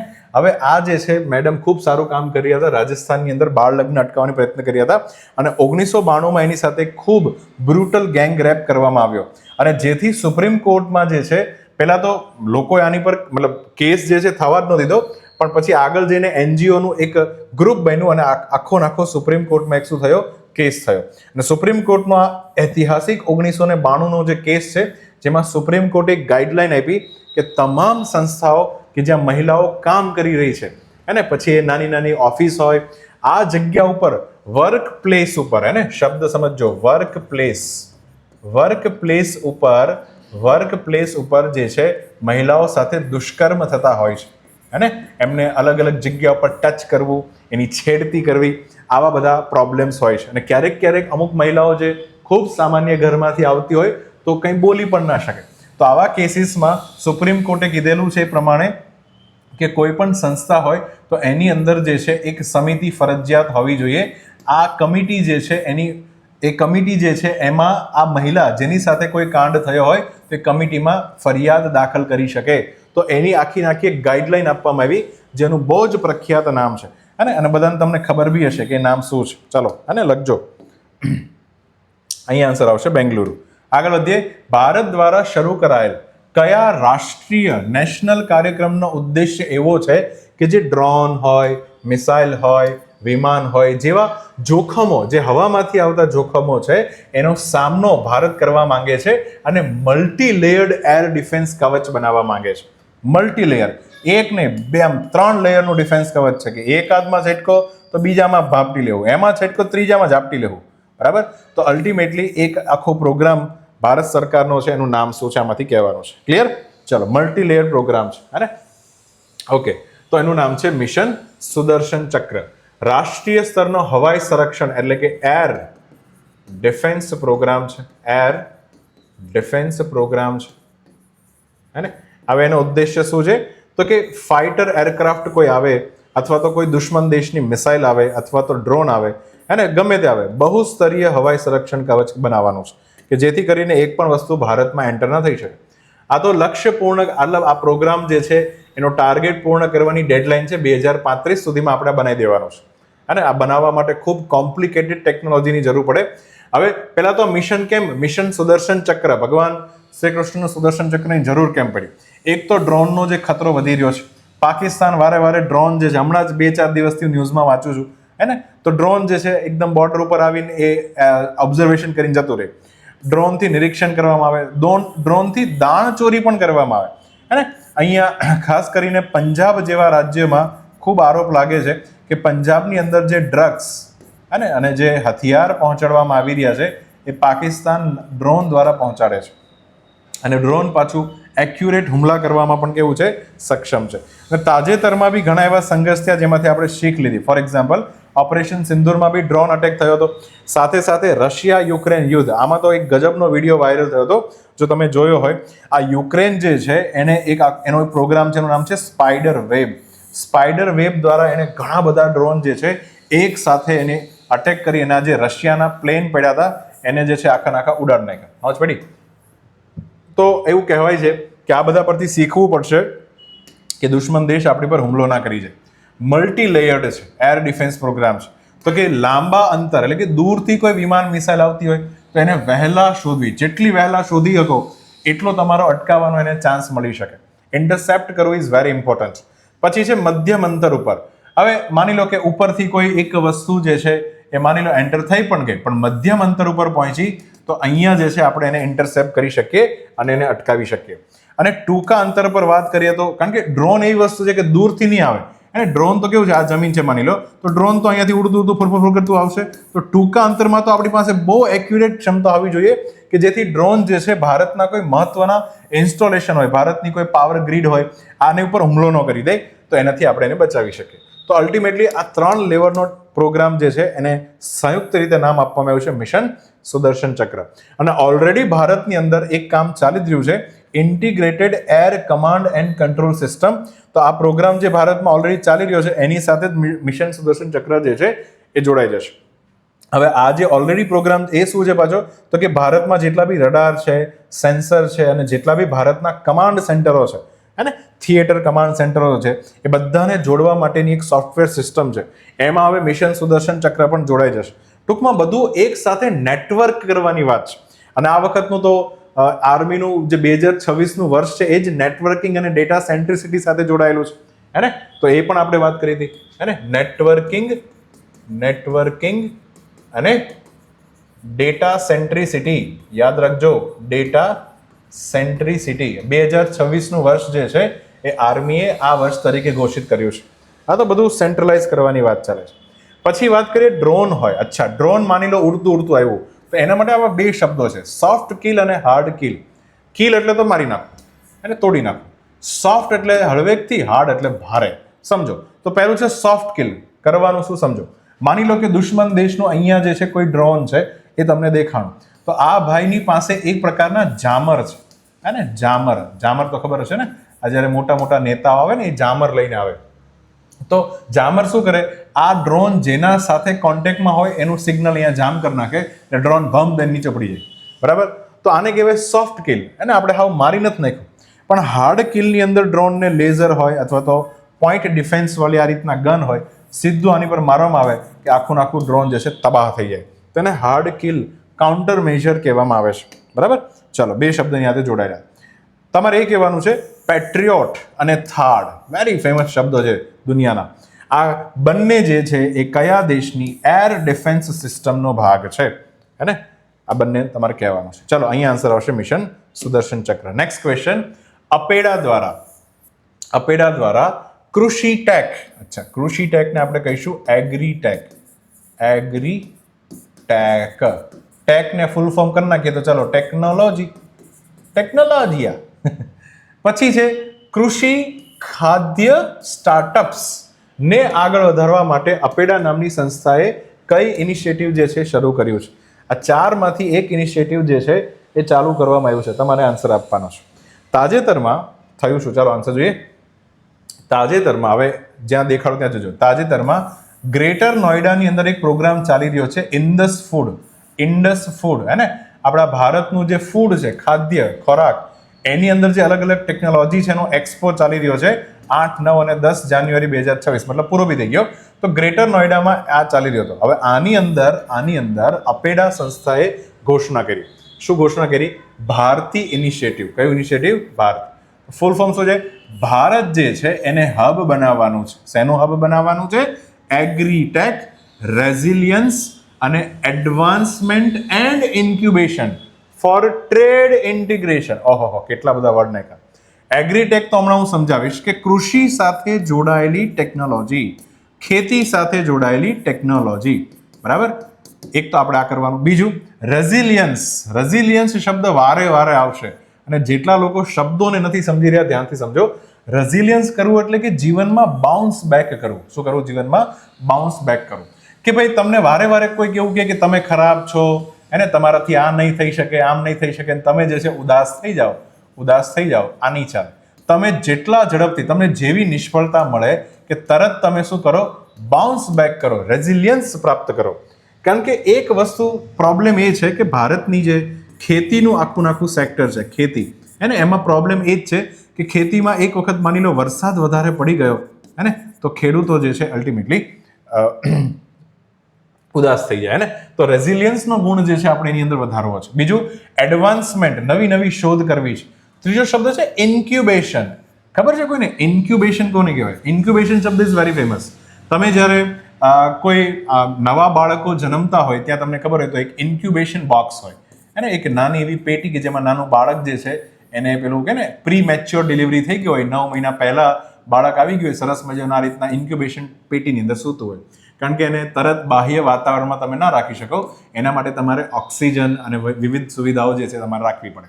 પછી એક લેવલ ઉપર એનું ડેવલપમેન્ટ થઈ જાય પછી છોકરાને ઘરે આપવામાં આવે. તો ઇન્ક્યુબેશન કોને કહેવાય? સેમ આ જ કોન્સેપ્ટ ઉપર છે. તમારો નવો ધંધો હોય, એકદમ શરૂઆત તમે કરી હોય, તો કોઈ વ્યક્તિ સપોર્ટ કરે. શું કરે? સપોર્ટ કરે. જેથી કરી એક સપોર્ટ સિસ્ટમ. તમે ખાસ કરીને ભારતમાં પ્રોબ્લેમ એ છે કે ખેતીના સેક્ટરમાં, એગ્રીકલ્ચરમાં જે છે પ્રાઇવેટ વ્યક્તિઓને એટલો બધો ઇન્ટરેસ્ટ નથી, હે ને? સર્વિસ સેક્ટરમાં તો બહુ ઇન્ટરેસ્ટ છે, પણ ખેતીમાં કોઈને રસ નથી. ખાસ કરીને પ્રાઇવેટ વ્યક્તિઓને રસ નથી, હે ને? ખેડૂતોને હેરાન કરવામાં પૂરેપૂરો રસ છે, પણ ખેડૂતોને સસ્તા સોલ્યુશન કઈ રીતના આપી શકે, પરવડે એવા, એમાં કોઈ રસ નથી. તો એવું કોઈ વ્યક્તિ માની લો કે નવી સ્ટાર્ટઅપ ચાલુ કરે પોતાનું, અને હવે સ્ટાર્ટઅપ છે ને જોખમવાળી વસ્તુ છે, પણ જે જોખમ લીધા વગર કાંઈ મળતું નથી, હે ને? તો આવી જગ્યા પર આપણે એને બચાવવાનું હોય. તો ઇન્ક્યુબેશનનો આ મિનિંગ થાય. તો એના માટે અને પછી આગળ જઈને ટ્રેડ ઇન્ટિગ્રેશન. તો ટ્રેડ સાથેનું ઇન્ટિગ્રેશન, જોડાણ કરવાનું છે. ઇન્ટિગ્રેશન એટલે જોડવું, હે ને? જોડવું. તો આવું બધું કરવાનું છે. તો ભાઈ ગ્રેટર નોઈડામાં આ શો દરમિયાન ઘોષણા થઈ. કોણે ઘોષણા કરી? અપેડાએ. અપેડાનું ફૂલ ફોર્મ બી યાદ રાખજો, agricultural and processed food. Processed food એટલે શું થાય પાછું એ સમજો ધ્યાનથી. તમે જે બટાકાની વેફર ખાવ છો, બટાકાની વેફર, એને પ્રોસેસ્ડ ફૂડ કહેવાય, કારણ કે એની પર ઘણી બધી, બટેકું તો રો મટીરિયલ કહેવાય, પણ ઘણી બધી પ્રોસેસ થઈ છે.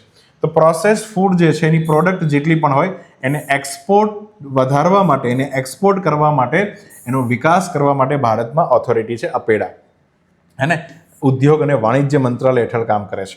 તો આ ભારતી નામની પહેલનું ઉદ્દેશ્ય એ છે કે કૃષિ સ્ટાર્ટઅપમાં નવીનતા આવે અને આ જે નવા સ્ટાર્ટઅપ ભારતના જે છે એને એક્સપોર્ટ સાથે જોડીએ અને ખાસ કરીને આપણે વર્લ્ડના બજાર સાથે કનેક્ટ થઈએ, આ જે છે આપણી જરૂર છે. તો વાત કરીએ એગ્રીટેકની અંદર ભારતના અત્યારના ફેમસ કયા સ્ટાર્ટઅપ છે. ચાલો, પહેલું જે છે એનું નામ છે એગ્રોસ્ટાર. એગ્રોસ્ટાર નામની એપ્લિકેશન તમે ડાઉનલોડ કરો, તેમાં ખેડૂતોને ક્રોપ્સ માટેની સલાહ બધી આપવામાં આવે છે, એ પણ ઇન્ડિજિનિયસ લેંગ્વેજમાં, તમારી પોતાની ભાષામાં.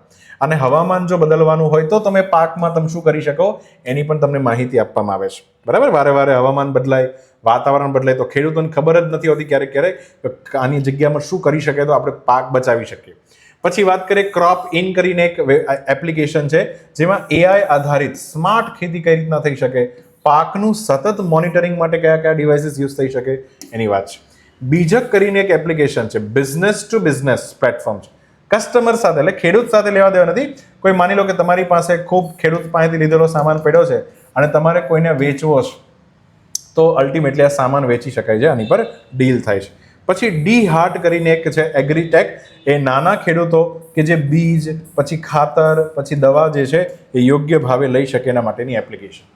આટલી છોડો, ભારતની અંદર તો બહુ બધી એપ્લિકેશનો, આખો ખજાનો ચાલુ થઈ ગયો દેખાય. હા, તો આ જે છે, કારણ કે આગળ જઈને એઆઈની દુનિયા આવવાની છે. એઆઈની દુનિયામાં એક વસ્તુ સર્વાઈવ થશે, એ છે ખેતી, હે ને.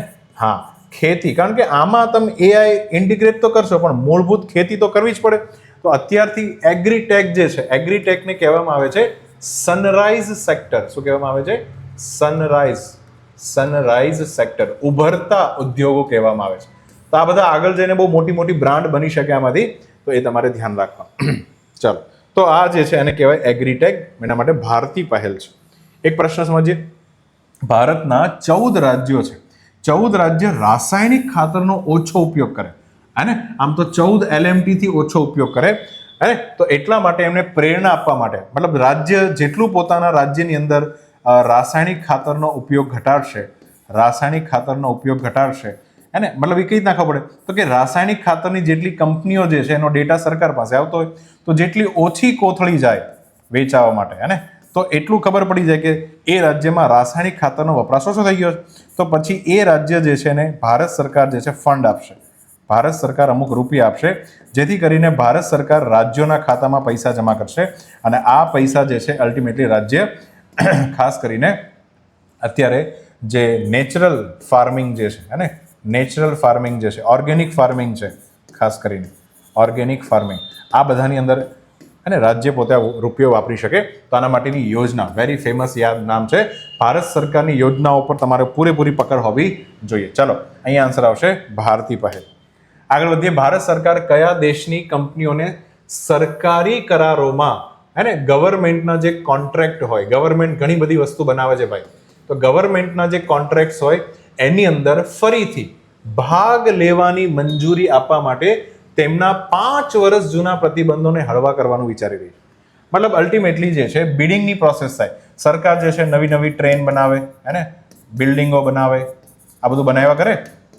આની અંદર જનરલી જે છે ચાઇના અને ચાઇનીઝ કંપનીઓને પહેલા સરકાર આવવા દેતી હતી, હે ને. તો એ કંપનીઓ ભારતમાં બધી ટ્રેન આ બધું બનાવવા માટે જે છે પોતાનું મટીરિયલ, પોતાની એક્સપર્ટીઝ વાપરતી હતી.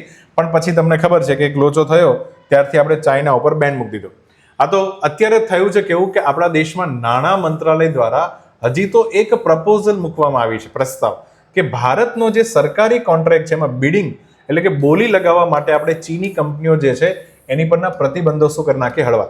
તમે જોયું, તમે ધીરે આ જો ઓબ્ઝર્વ કરજો કે આપણે ચીન સાથેના સંબંધો જે છે એ સુધારી રહ્યા છે, ચીન સાથેના સંબંધો સુધારી રહ્યા છે. જો કે અંતિમ નિર્ણય તો પ્રધાનમંત્રીનો છે. પ્રતિબંધો શરૂ ક્યારથી થયા? જ્યારે 2020માં અને ગલવાન ઘાટી જે છે એનો ક્લેશ થયો હતો અને આપણા સૈનિકો જે છે એની ચીલ ઝડપ થઈ ગઈ હતી, આમ સામે ઝપાઝપી બોલી ગઈ હતી. હમણાં કંઈક સેલ્મોનભાઈનું પિક્ચર બી આવે છે, હા ને? ચાલો, સરકારે તમામ પ્રોજેક્ટ જે છે એ સમયે ચીની કંપનીઓને એમાંથી બહાર કરી મૂક્યા હતા કે બિડિંગ ઉપર રોક લગાવી દીધી. પણ હવે નાણાં મંત્રાલય એમ કે સાલું એના વગર હાલે એમ નથી, કારણ કે પ્રોબ્લેમ એ છે કે આપણા જે સરકારી પ્રોજેક્ટ જે છે અમુક વ્યક્તિ વગર હાલે જ નહીં. સરકારી પ્રોજેક્ટ જે છે એના ટાઈમલાઈન જે છે એ ટાઈમલાઈન પ્રમાણે કામ પૂરા નથી થઈ રહ્યા, હે ને? કારણ કે ચાઇનીઝ જે છે એ લોકો પાસે ખબર નહીં કેવી તાકાત છે કે મારા દીકરા ઓછા ટાઈમમાં વસ્તુ ઊભી કરી દે, પડી હતી જાય તરત ઊભી પણ કરી દે. ચાલો, ચીન જે છે, હા, એણે એક ઘોષણા કરી હતી નવેમ્બર 2026માં, આ વર્ષના નવેમ્બર મહિનામાં. એનું શહેર છે શેન્ઝેન. એમાં એક મોટી આંતરરાષ્ટ્રીય આર્થિક મંચનું આયોજન કરશે એની ચીને ઓલરેડી ઘોષણા કરી દીધી છે. તો તમારે એ કહેવાનું છે કે આર્થિક મંચ કયું છે, હે ને? G7, આ બધા આર્થિક મંચ છે, હે ને? તો આ બધામાંથી કયું મંચ છે? બ્રિક્સ પણ એક ઇકોનોમિક ગ્રુપ છે. તો એવું કયું છે એનું આયોજન ચીન કરવાનું છે પોતાના શેન્ઝેન નામના શહેરમાં? ચલો, અહીંયા આન્સર આવે ચાઇના. Very easy. આગળ વધીએ. દક્ષિણ પૂર્વ, હે ને? દક્ષિણ અને પૂર્વ, અને આને ઈસ્ટ, આને કહેવાય સાઉથ. તો એશિયામાં ઓનલાઈન કૌભાંડ નેટવર્ક અને ટ્રાન્સનેશનલ, ચલો આ શબ્દ બી સમજો. ટ્રાન્સનેશનલ એટલે થાય એક દેશમાંથી બીજા દેશમાં. ટ્રાન્સનેશનલ છેતરપિંડીના આરોપીઓ, બહુ મોટી આઈટમ હતી, એનું નામ છે ચેનઝી. જેનઝી આવે, આ ચેનઝી આવ્યો, ગળામાં ચેન પહેરતો છે. કયા દેશ દ્વારા જે છે એની અટકાયત કરવામાં આવી છે, ને? તાજેતરમાં ખૂબ ન્યૂઝમાં હતું. તો કયા દેશ દ્વારા એની અટકાયત કરવામાં આવી છે? ચાલો, આ તો કોણે કરી છે? કંબોડિયાએ. કારણ કે મારો દીકરો બહુ મોટું કૌભાંડ ચલાવતો હતો, અને ખાસ કરીને દક્ષિણ પૂર્વ એશિયાના દેશો છે એમાં તો આખું સિન્ડિકેટ હતું. તમે આ શબ્દ સાંભળો, સિન્ડિકેટ કોને કહેવાય? એક જ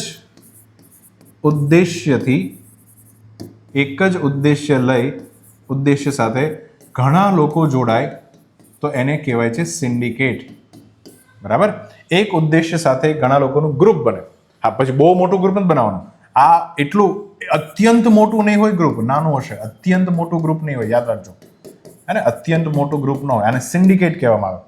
તો ટ્રાન્સનેશનલ, એક દેશમાંથી બીજા દેશમાં પૈસા, ગબનના રૂપિયા, ખાસ કરીને રોમાન્સ સ્કેમ, હે ને? કે અલગ અલગ એવા વિડીયો કોલ આવે, ફોન કોલ આવે, હે ને? સુંદરી સામે ઊભી હોય, હે ને? બુલાતી હે મગર જાને કા ના, હે ને? ચાલો, પછી ફેક ઇન્વેસ્ટમેન્ટ સ્કીમ્સ બધી આપવી, જોબ ફ્રોડ આપવા, આમ કરીને લૂંટા કરવા. બરાબર? તો આ સમગ્ર ઓપરેશન જે છે કંબોડિયાએ દક્ષિણ કોરિયાની મદદથી શું કર્યું? પાર પાડ્યું. બરાબર? ચલો, હમણાં એક રિસેન્ટ બહુ મોટી વાત હતી કે કયું હિન્દુ મંદિર જે છે કે જેના કારણે બે દેશ વચ્ચે જે છે બોલાચાલી થઈ ગઈ છે, ને?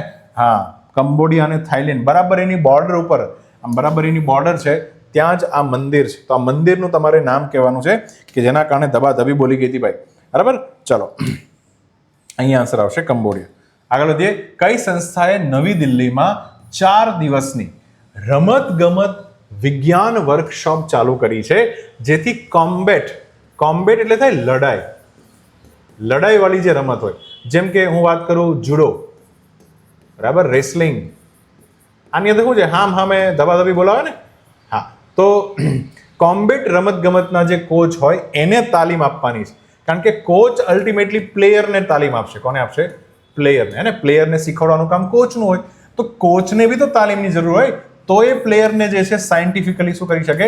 ટ્રેન કરી શકે. તો એટલા માટે આમાંથી કઈ સંસ્થાએ વર્કશોપનું આયોજન કર્યું હતું નવી દિલ્હીમાં? ચાલો, તો એ કર્યું છે સાંઈબાબા. સ્પોર્ટ્સ ઓથોરિટી ઓફ ઇન્ડિયાએ 4 દિવસની વર્કશોપ કરી હતી. બોક્સિંગ છે, કુસ્તી છે, જુડો છે, આ બધી વૈજ્ઞાનિક તાલીમ કઈ રીતના આપી શકાય? કારણ કે બહુ ઇમ્પોર્ટન્ટ છે. Train smart, not just hard. Yes, તો થોડું સ્માર્ટલી કામ કરવું પડશે, હે ને? હા, કરંટ અફેરમાં બી તમે જોજો, ઇમ્પોર્ટન્ટ હોય એટલું જ કરવાનું હોય, બાકી ઉપર નજર નાખીને ભાગી જવાનું હોય. આને કહેવાય સ્માર્ટ વર્ક. અને અમુક લોકો પાસે આશિક બની જાય. આશિક બનવાની કોઈ જરૂર નથી. બરાબર? તો સ્માર્ટ વર્ક તમારે કરવાનું છે. હાર્ડ વર્ક તો તમે સમજો ગધેડોય કરે, પણ એમાં ચાલો. તો સ્પોર્ટ્સ ઓથોરિટી ઓફ ઇન્ડિયા જે છે એના કહ્યું. બીજું, અખિલ ભારતીય વાઘ અંદાજ, ઓલ ઇન્ડિયા ટાઈગર એસ્ટિમેટ, અંદાજ અપના એસ્ટિમેટ લગાવો ભાઈ 2026માં. તો એનો પ્રથમ તબક્કો જે છે એ જાન્યુઆરીમાં તમિલનાડુના કયા સંરક્ષિત વિસ્તારમાંથી શરૂ થયો? તમિલનાડુની અંદર એક સંરક્ષિત વિસ્તાર આમાંથી કયો છે? વાઘની વસ્તી ગણતરી ચાલુ થઈ. તો ઓલ ઇન્ડિયા ટાઈગર એસ્ટિમેશન જે છે એનો પહેલો ફેઝ થનથાઈ પેરિયાર વન્ય જીવન અભયારણ્ય જે ક્યાં આવેલું છે તમિલનાડુમાં. ભારતમાં દર 4 વર્ષે આપણે વાઘની શું કરીએ છીએ ગણતરી કરીએ. સિંહ જે છે એ રાજા કહેવાય ભાઈ. સિંહને બહુ લાંબુ ગણવાનું ન હોય એટલે એને આપણે દર 5 વર્ષે ગણીએ, પણ આ ભાઈને વારે વારે ગણવો પડે ને, નેશનલ એનિમલ્સ. આ તો ફોરેસ્ટનો સ્ટાફ જે છે એને ટ્રેનિંગ આપવા, એની ટ્રેનિંગ બી જરૂરી છે ને. વાઘની આપણે ગણતરીઓ કરવાની છે. વાઘની ગણતરી કરવા માટે સૌથી પ્રખ્યાત પદ્ધતિનું નામ છે લાઇન ટ્રાન્ઝેક્ટ મેથડ. તમે સમજો, માની લો કે આ એક આખું આ જંગલ વિસ્તાર છે જેમાં તમને વાઘની સંખ્યા ખૂબ વધારે છે, તો ફોરેસ્ટ વાળા કઈ રીતના વાઘને માપે એ બી તો સમજવું છે. તો અલ્ટિમેટલી શું છે, અમુક લાઈનો ફિક્સ હોય અને આને કહેવાય એક લાઈન. હવે આ શું કરે, ફોરેસ્ટ વાળા અધિકારી અહીંયાથી ચાલવાનું ચાલુ કરે અને પછી એક નિશ્ચિત ડિસ્ટન્સ રાખે. આટલા ડિસ્ટન્સ ઉપર જે છે એને જોતું જવાનું. જો વાઘ જે છે એનું ચિહ્ન મળ્યું, હવે શું મળે, તો વાઘ જે છે બની શકે એના પગમાર્ક મળે, અથવા તો એનું ડ્રોપિંગ્સ મળે, એટલે કે તાજું મળ એનું પાડ્યું એ મળી જાય, અથવા તો પ્રત્યક્ષ વાઘ જ દેખાઈ જાય. 3માંથી કોઈ પણ સંભાવના. જે વાઘ મળતા જાય આ લાઈન ઉપર જે છે એનું લાઈન આમ ખેંચતી જવાની કે અચ્છા અહીંયા હતો, અને દરેક પગ માર્ક જે છે એ અલગ હોય, તેના પરથી ખબર પડે. આને કહેવાય લાઈન ટ્રાન્ઝેક્ટ મેથડ. બરાબર. પછી આ રીતના બીજી લાઈન ઉપર ચાલે, પછી ત્રીજી લાઈન ઉપર ચાલે, આમ કરીને વાઘ જે છે એનું એસ્ટિમેટ લેવામાં આવે છે. બરાબર. તો આનું નામ યાદ રાખજો, લાઈન ટ્રાન્ઝેક્ટ મેથડ કહેવામાં આવે છે, જે વાઘની ગણતરીની પ્રખ્યાત પદ્ધતિ છે. અને વાઘની ગણતરીમાં ખાલી વાઘને નહીં, ચિત્તો બી માપી લે, રીંછ કેટલા છે, મોટા સસ્તન પ્રાણી જેમ કે હાથી, પછી આ ઇન્ડિયન બાઇસન જેને કહેવાય, હે ને, ઇન્ડિયન બાઇસન, આ ગોર છે, આ જંગલની અંદર હોય, બાઇસન કહેવાય, મોટા સસ્તન પ્રાણીઓ છે, આને પણ જે છે માપી લેવામાં આવે છે. બરાબર. તો ફિલ્ડ જે છે સર્વે પૂરો ક્યારે થશે? 12 જાન્યુઆરી 2026માં. અલ્ટિમેટલી ડેટા, પહેલા તબક્કાનો ડેટા ક્યારે જમા થશે? 31 જાન્યુઆરી. આ કંઈ યાદ રાખવાની જરૂર નથી, પણ થોડું સમજવા માટે. અંતિમ પરિણામ આપણને આવતા વર્ષે મળશે કે અલ્ટિમેટલી ભારતમાં કેટલા વાઘ હતા. બરાબર. અને બધો data ultimately national tiger conservation ઓથોરિટીને આપવામાં આવે છે. કારણ કે આ જે નેશનલ ટાઈગર કન્ઝર્વેશન ઓથોરિટી છે એક પ્રકારની વૈધાનિક સંસ્થા છે. અને બહુ જ ઇમ્પોર્ટન્ટ ક્વેશ્ચન આ છે. 1972માં કાનૂન જે છે એનું નામ છે વાઇલ્ડ લાઈફ પ્રોટેક્શન એક્ટ. હે, પહેલા તો સંસ્થા ઓલરેડી એમને બની ગઈ હતી, રાષ્ટ્રીય વાઘ સંરક્ષણ અધિકરણ, હે ને, પણ પછી 2006 ની અંદર જે છે આ કાનૂન અંતર્ગત આ સંસ્થા જે છે બનાવવામાં આવી હતી. આનું મંત્રાલય જે છે મિનિસ્ટ્રી ઓફ એન્વાયરમેન્ટ, ફોરેસ્ટ અને ક્લાઇમેટ ચેન્જ, અને પ્રોજેક્ટ ટાઈગર જે છે એને એક્ઝિક્યુટ કરે છે. ઇન્દિરા ગાંધી દ્વારા પ્રોજેક્ટ ટાઈગર જે છે લાવવામાં આવ્યો હતો. ભારત કે જે વિશ્વના 70% વાઘોનું ઘર છે, એની જાળવણી, ઉછેર અને વસ્તી ગણતરીનું પણ કાર્ય એનટીસીએ કરે છે. એનટીસીએ જે પાછળના રિપોર્ટ આપણને આપ્યા છે એ હિસાબે સમજો, 2006, 2010, અને 4 વર્ષે વસ્તી ગણતરી થાય છે. છેલ્લે 2022ની ગણતરી થઈ હતી, જેમાં 3167 વાઘની પોપ્યુલેશન, સમજો વાઘની પોપ્યુલેશન જે છે એ સતત વધી રહી છે, આવું તમે જોઈ શકો. બરાબર. તો આ ડેટા જે છે બિગ કેટ કહેવાય છે ને, હા, ઇન્ટરનેશનલ બિગ કેટ અલાયન્સ, બરાબર, એ બી આપણા ભારતની પહેલ છે. ઓકે. તો આ આંકડો બી યાદ રાખજો. ચાલો એ પણ આન્સર આપી દો કે 2022ની અંદર જે વાઘ જે છે એની ગણતરી થઈ હતી એમાં સૌથી વધુ વાઘ કયા રાજ્યમાં છે? હે ને? યસ, આ રાજ્યનું તમારે નામ પણ કહેવાનું છે. ઓકે. ચલો બીજું સિંહની વાત કરીએ થોડી. 2020ની સાપેક્ષે ગુજરાતમાં 2025માં, કારણ કે સિંહની ગણતરી દર 5 વર્ષે થાય, તો આજે સિંહની ગણતરી થઈ હતી એ મુજબ કેટલા ટકા સિંહો જે છે એની સંખ્યામાં વૃદ્ધિ થઈ છે. મતલબ એવું કહેવા માંગે છે કે 2020માં અમુક સિંહો હતા અને પછી 2025માં સિંહોની સંખ્યા વધી ગઈ. તો કેટલા ટકા જે છે પર્સન્ટેજમાં ગ્રોથ રેટ જે છે એ આંકડો તમારે કહેવાનો છે. કેટલા ટકા સિંહોની સંખ્યા વધી, સાથે સાથે અત્યારે કેટલા ગુજરાતની અંદર સિંહો છે, કારણ કે સમગ્ર એશિયામાં સિંહો ખાલી આપણા ગુજરાતમાં જ વધ્યા છે. તો કેટલા સિંહો છે એબ્સોલ્યુટ આંકડો બી તમારે કહેવાનો છે. ચલો, બરાબર. અહીંયા આવશે થનથાઈ, હે ને. હબલ સ્પેસ ટેલિસ્કોપ દ્વારા હમણાં જ એક અત્યંત દુર્લભ, મતલબ ક્યારેક જ મળે એવું ડાર્ક મેટર એટલે એવું દ્રવ્ય કે જે જોઈ ના શકાય, અંધારામાં હોય એવા હાઇડ્રોજનનું વાદળ ધરાવતું એક આખું ડાર્ક મેટર ધરાવતું ક્લાઉડ મળ્યું છે. તો એનું નામ જે છે શું આપવામાં આવ્યું છે? હે ને? તો આમાંથી શું નામ એને આપવામાં આવ્યું છે? મતલબ સમજો કે હબલ નામનું જે ટેલિસ્કોપ અંતરિક્ષમાં નાસાએ મૂક્યું છે એને એક આવું એક વાદળ દેખાણું, હે ને? જો કે આમ જે છે દેખાવું ઇઝ ઇમ્પોસિબલ છે, પણ બહુ જ ધ્યાનથી ઓબ્ઝર્વ કરવામાં આવે તો ખબર પડે કે આ એક પ્રકારનું વાદળ છે, કારણ કે અહીંયા ડાર્ક મેટર હોય ને ડાર્ક મેટર ક્યારેય જોઈ ના શકાય, બરાબર? તો એનું નામ જે છે આ વૈજ્ઞાનિકોએ શું આપ્યું છે? વેરી ઇમ્પોર્ટન્ટ છે, તો યાદ રાખજો. ચાલો, તો એનું નામ આપવામાં આવ્યું છે Cloud9. તો હબલ ટેલિસ્કોપે Cloud9 જે છે દુર્લભ ડાર્ક મેટરની શું કરી છે? શોધ કરી છે. પૃથ્વીથી લગભગ 14 મિલિયન પ્રકાશ વર્ષ દૂર છે, બરાબર? આની અંદર ગેસ છે, જેમ કે હાઇડ્રોજન વાયુ છે, ડાર્ક મેટર છે, યસ, આ દેખાય નહીં પણ છે, બરાબર? પણ એક પણ પ્રકારનો તારો આની અંદર જોવા મળતો નથી, હે ને? હવે સમજી લો ધ્યાનથી કે આખો ખેલ શું છે. બહુ જ ઇમ્પોર્ટન્ટ વાત છે, બેઝિક્સ કહેવાય આને. બેઝિક આપણને ખબર હોવી જોઈએ. પહેલા તો એ સમજો કે 13.8 બિલિયન યર પહેલા બિગ બેંગ જે છે એની શરૂઆત થઈ. મતલબ કે એક નાનું એવું કણ હતું જેમાં અનંત ઉર્જા અને અનંત દ્રવ્ય ભરાયેલું હતું. અનંત ઉર્જા, હે ને? વિદ્યુત ઉર્જા, ઇલેક્ટ્રિક ઉર્જા છે ને, ને જ સાથે અનંત દ્રવ્ય એટલે જેને તમે ટચ કરી શકો એવું મેટર, બધું જ આની અંદર ભરે. પછી આમાં શું થયો? મોટો વિસ્ફોટ, બિગ બેંગ આપણે એને કહીએ છીએ. અને પછી આ ચારે બાજુ ફેલાણ, આ બધી વસ્તુ ચારે બાજુ ફેલાણ. શરૂઆતમાં જે વાયુ હતા એ હાઇડ્રોજન વાયુ હતા, અને થયું કેવું કે આખા યુનિવર્સની અંદર જે છે આવા મોટા મોટા જે છે ક્લાઉડ બનવા લાગ્યા. હવે આ જે ક્લાઉડ હોય એમાં બે વસ્તુ હોય. એક તો ઘણી બધી ધૂળ હોય, એટલે જેને આપણે દ્રવ્ય કહીએ. પછી એમાં સોનું, ચાંદી, કોબાલ્ટ, તમે જે પણ આ ધાતુ આપણા સમગ્ર બ્રહ્માંડમાં જોવો છો એ બધાની ધૂળ ઉડતી હોય. સાથે સાથે આમાં ઉર્જા પણ હોય. શું હોય? ઉર્જા પણ હોય. ધૂળ અને ઉર્જાનું વાદળ હોય, હે ને? તો આ રીતના આવું એક જાયન્ટ ગેસનું ક્લાઉડ હોય. પછી ધીરે ધીરે થાય શું કે ધીરે ધીરે આ ક્લાઉડ જે છે એમાં ગુરુત્વાકર્ષણ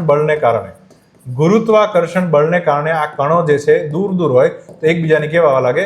નજીક આવવા લાગે.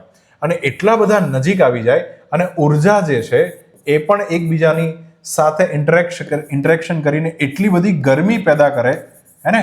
તો આ ગરમી જે છે એની હાજરીમાં એક વાયુ છે હાઇડ્રોજન, હે ને? એ બીજા વાયુ હાઇડ્રોજન સાથે જોડાય અને હિલિયમ બનાવે. શું બનાવે? હિલિયમ. આને કહેવાય ન્યુક્લિયર ફ્યુઝન, અને આને ઇંગ્લિશમાં શું કહેવાય છે આપણે?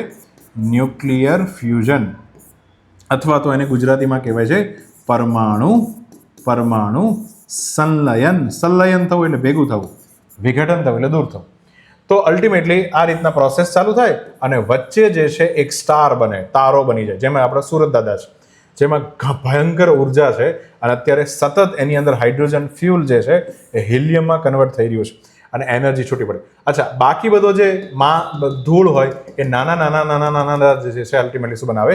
પ્લેનેટ બનાવે. આ એક નોર્મલ પ્રોસેસ. તો ઘણા ધૂળ અને ગેસના વાદળ હોય. હવે આમાં કેવું છે ખબર? આખી આપણું બ્રહ્માંડમાં મોટા ભાગના જે આવા વાદળ હોય, મતલબ કે મોટા ભાગના આવા વાદળ છે એમાં શેનું નિર્માણ થઈ જાય?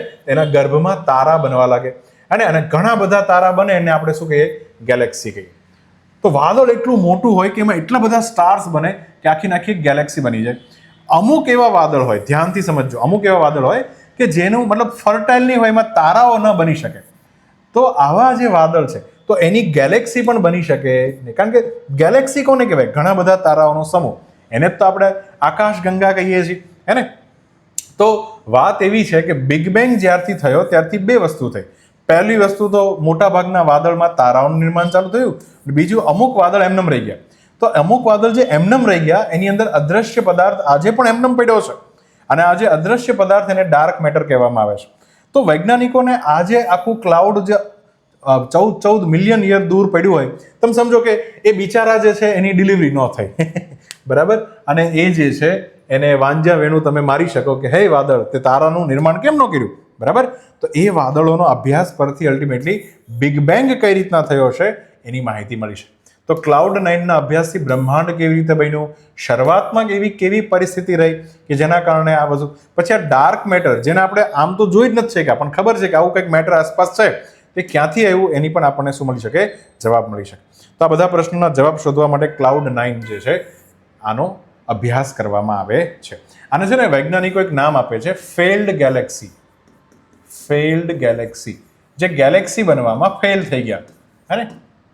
તો આની પર બી નજર હોય સાયન્ટિસ્ટ લોકોની. ક્લિયર? ચાલો, તો આ રીતના ભાઈ ક્લાઉડ અને ડસ્ટનું વાદળ હોય ગ્રેવિટીના કારણે બધું નજીક આવી જાય, એમાં વચ્ચે જે છે સ્ટાર બને. આવા તો ઘણા બધા અલગ અલગ સ્ટાર બનવા લાગે તો આખી ગેલેક્સીને. તો આ રીતના તારાઓનો શું થાય? જન્મ થાય. અને તો યુનિવર્સ બહુ જ અદ્ભુત વસ્તુ છે. આપણે કઈ રીતના આવ્યા, ક્યાંથી આવ્યા, અને આપણે કોણ છીએ, આપણે શું ખાલી દ્રવ્ય અને ઉર્જાનો એક આખો પદાર્થ છીએ કે શું છીએ, અને જે આપણી માન્યતાઓ છે, આપણા વિચારો છે, એ અલ્ટિમેટલી કઈ રીતના બન્યા, આ બધા ઉપર ખૂબ ગહન સંશોધન કરવાની જરૂર છે. બરાબર? તો Cloud9 is the right answer. ચાલો, સોમનાથ મંદિર પર એક બહુ જ મોટી અપડેટ છે. સોમનાથ મંદિર પાસે સોમનાથ સ્વાભિમાન પર્વની ઉજવણી ચાલુ થઈ ગઈ છે. કારણ કે સોમનાથ મંદિર ઉપર એક હુમલો થયો હતો આજથી 1000 વર્ષ પહેલા. તો એ કઈ તારીખથી સોમનાથ સ્વાભિમાન પર્વ ચાલુ થયું? કારણ કે એક્ઝેક્ટ એના 1000 વર્ષ જે છે એ હમણાં પૂરા થયા છે. એ જ તારીખ એ તમારે કહેવાનું છે. ચલો, તો સોમનાથ સ્વાભિમાન, આપણું સ્વાભિમાન છે આપણા સોમનાથ દાદાનું મંદિર, હે ને? હા, તો 8મી થી લઈ 11મી જાન્યુઆરી વચ્ચે 8 તારીખ ઇઝ વેરી ઇમ્પોર્ટન્ટ. કારણ કે 8 જાન્યુઆરી 1026, હે ને? અત્યારે આપણે આવી ગયા છીએ 2026, 1000 વર્ષ થયા ને. મોહમ્મદ ગઝનવી જે છે એને સોમનાથ મંદિર ઉપર શું કર્યો હતો?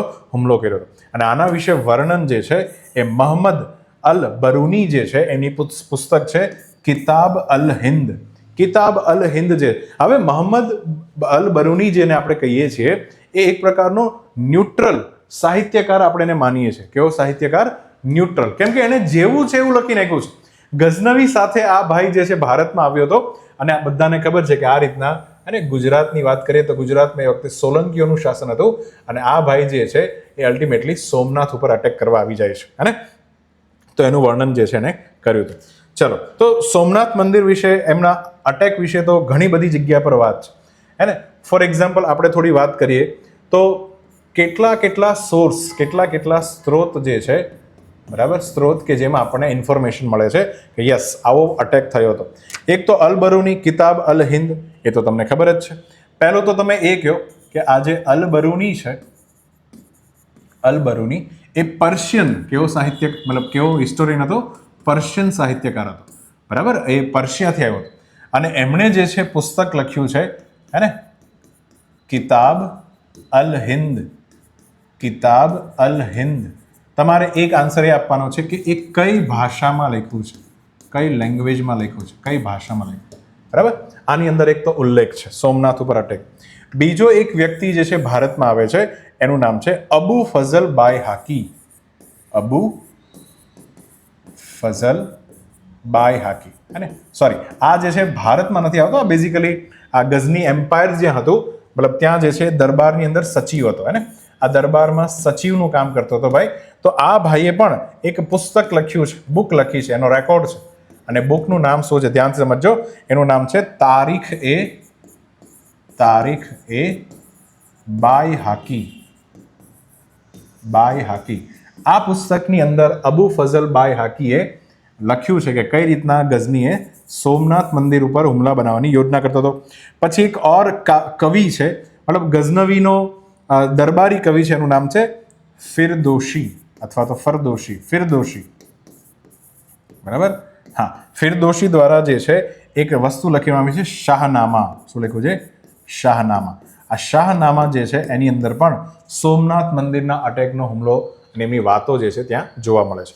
તો આટલા ફેમસ સોર્સ છે, હે ને? તમારે કિતાબ અલ હિન્દ કઈ ભાષામાં છે એ તમારે કહેવાનું છે, હે ને? ચલો, તો સોમનાથ મંદિરનો ખૂબ આપણા જીવનમાં આધ્યાત્મિક મહત્વ છે, બધાને ખબર છે. 12 જ્યોતિર્લિંગમાંથી પ્રથમા જ્યોતિર્લિંગ આને કહેવાય છે. ઇતિહાસની વાત કરીએ પહેલા તો ગુજરાતના ગીર સોમનાથ જિલ્લામાં વેરાવળ પાસે, જ્યાં 3 નદી ભેગી થાય છે, કપિલા, હિરણ અને સરસ્વતીના સંગમ પાસે સોમનાથ મંદિર આવેલું છે. અહીંયા જ આપણે માનીએ છીએ કે શ્રી કૃષ્ણ ભગવાન જે છે એમણે પણ પોતાના અંતિમ શ્વાસ લીધેલા, અને ઓકે, માન્યતા એવી છે કે એનું બાંધકામ કઈ રીતના થયું. તો પહેલા તો ભગવાન ચંદ્રની જે કહાની છે કે ભગવાન ચંદ્ર જે છે, એક ભગવાન ચંદ્ર હતા જેમના પ્રજાપતિ દક્ષની 27 દીકરીઓ સાથે લગ્ન થયા, જેને આપણે નક્ષત્ર પણ કહીએ છીએ. આ બધું આમ તો એસ્ટ્રોનોમી છે, પણ સમજાવવા માટે કહાનીઓનું આકાર આપવામાં આવ્યો છે. તો 27 દીકરીઓ સાથે લગ્ન થયા ચંદ્રના. હા, તો એમાં ચંદ્ર જે છે 27માંથી ખાલી કોને પ્રેમ કરતા? રોહિણી. ચંદ્ર ભગવાન જે છે રોહિણીને વધારે પ્રેમ કરતા. તો દક્ષ જે છે એનો બાટલો ફાટી ગયો કે આટલી બધી દીકરીઓને એકને કેમ પ્રેમ કરવાનો? એને શ્રાપ આપ્યો કે હવેથી તું જે છે ધીરે ધીરે ક્ષીણ થઈ જઈશ, તારું જે છે તેજ જતું રહેશે. ફાઇનલી ચંદ્ર ભગવાન જે છે એ ગભરાઈ ગયા કે હું જતો રહીશ તો આખા બ્રહ્માંડમાં અંધકાર થઈ જાય. હા, તો અલ્ટિમેટલી એને પ્રભાસ પાટણમાં આવી. અને પ્રભાસ શબ્દ છે ને એનો અર્થ જ એવો થાય ઈચ્છા, હે અથવા તો લસ્ટ, વાસના. આ વાસનાનું એક્ઝામ્પલ છે કે એક જ સ્ત્રી સાથે વધુ પ્રેમ, વાસનાનું ઉદાહરણ છે. તો ત્યાં જે છે મહાદેવનું શું કરે છે? તપ કરે છે.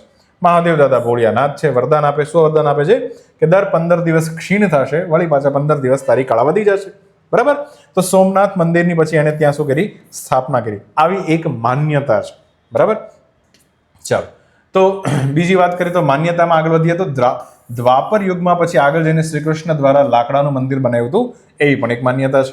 પણ થોડી વ્યવસ્થિત ઇતિહાસના એકાઉન્ટ્સ અહીંયાથી મળે છે. 7મી સદીમાં અને મૈત્રક રાજા હતા ધરસેન ચોથા, કે જેમના દ્વારા આ જગ્યા પર એક બીજું મંદિર બનાવવામાં આવ્યું હતું.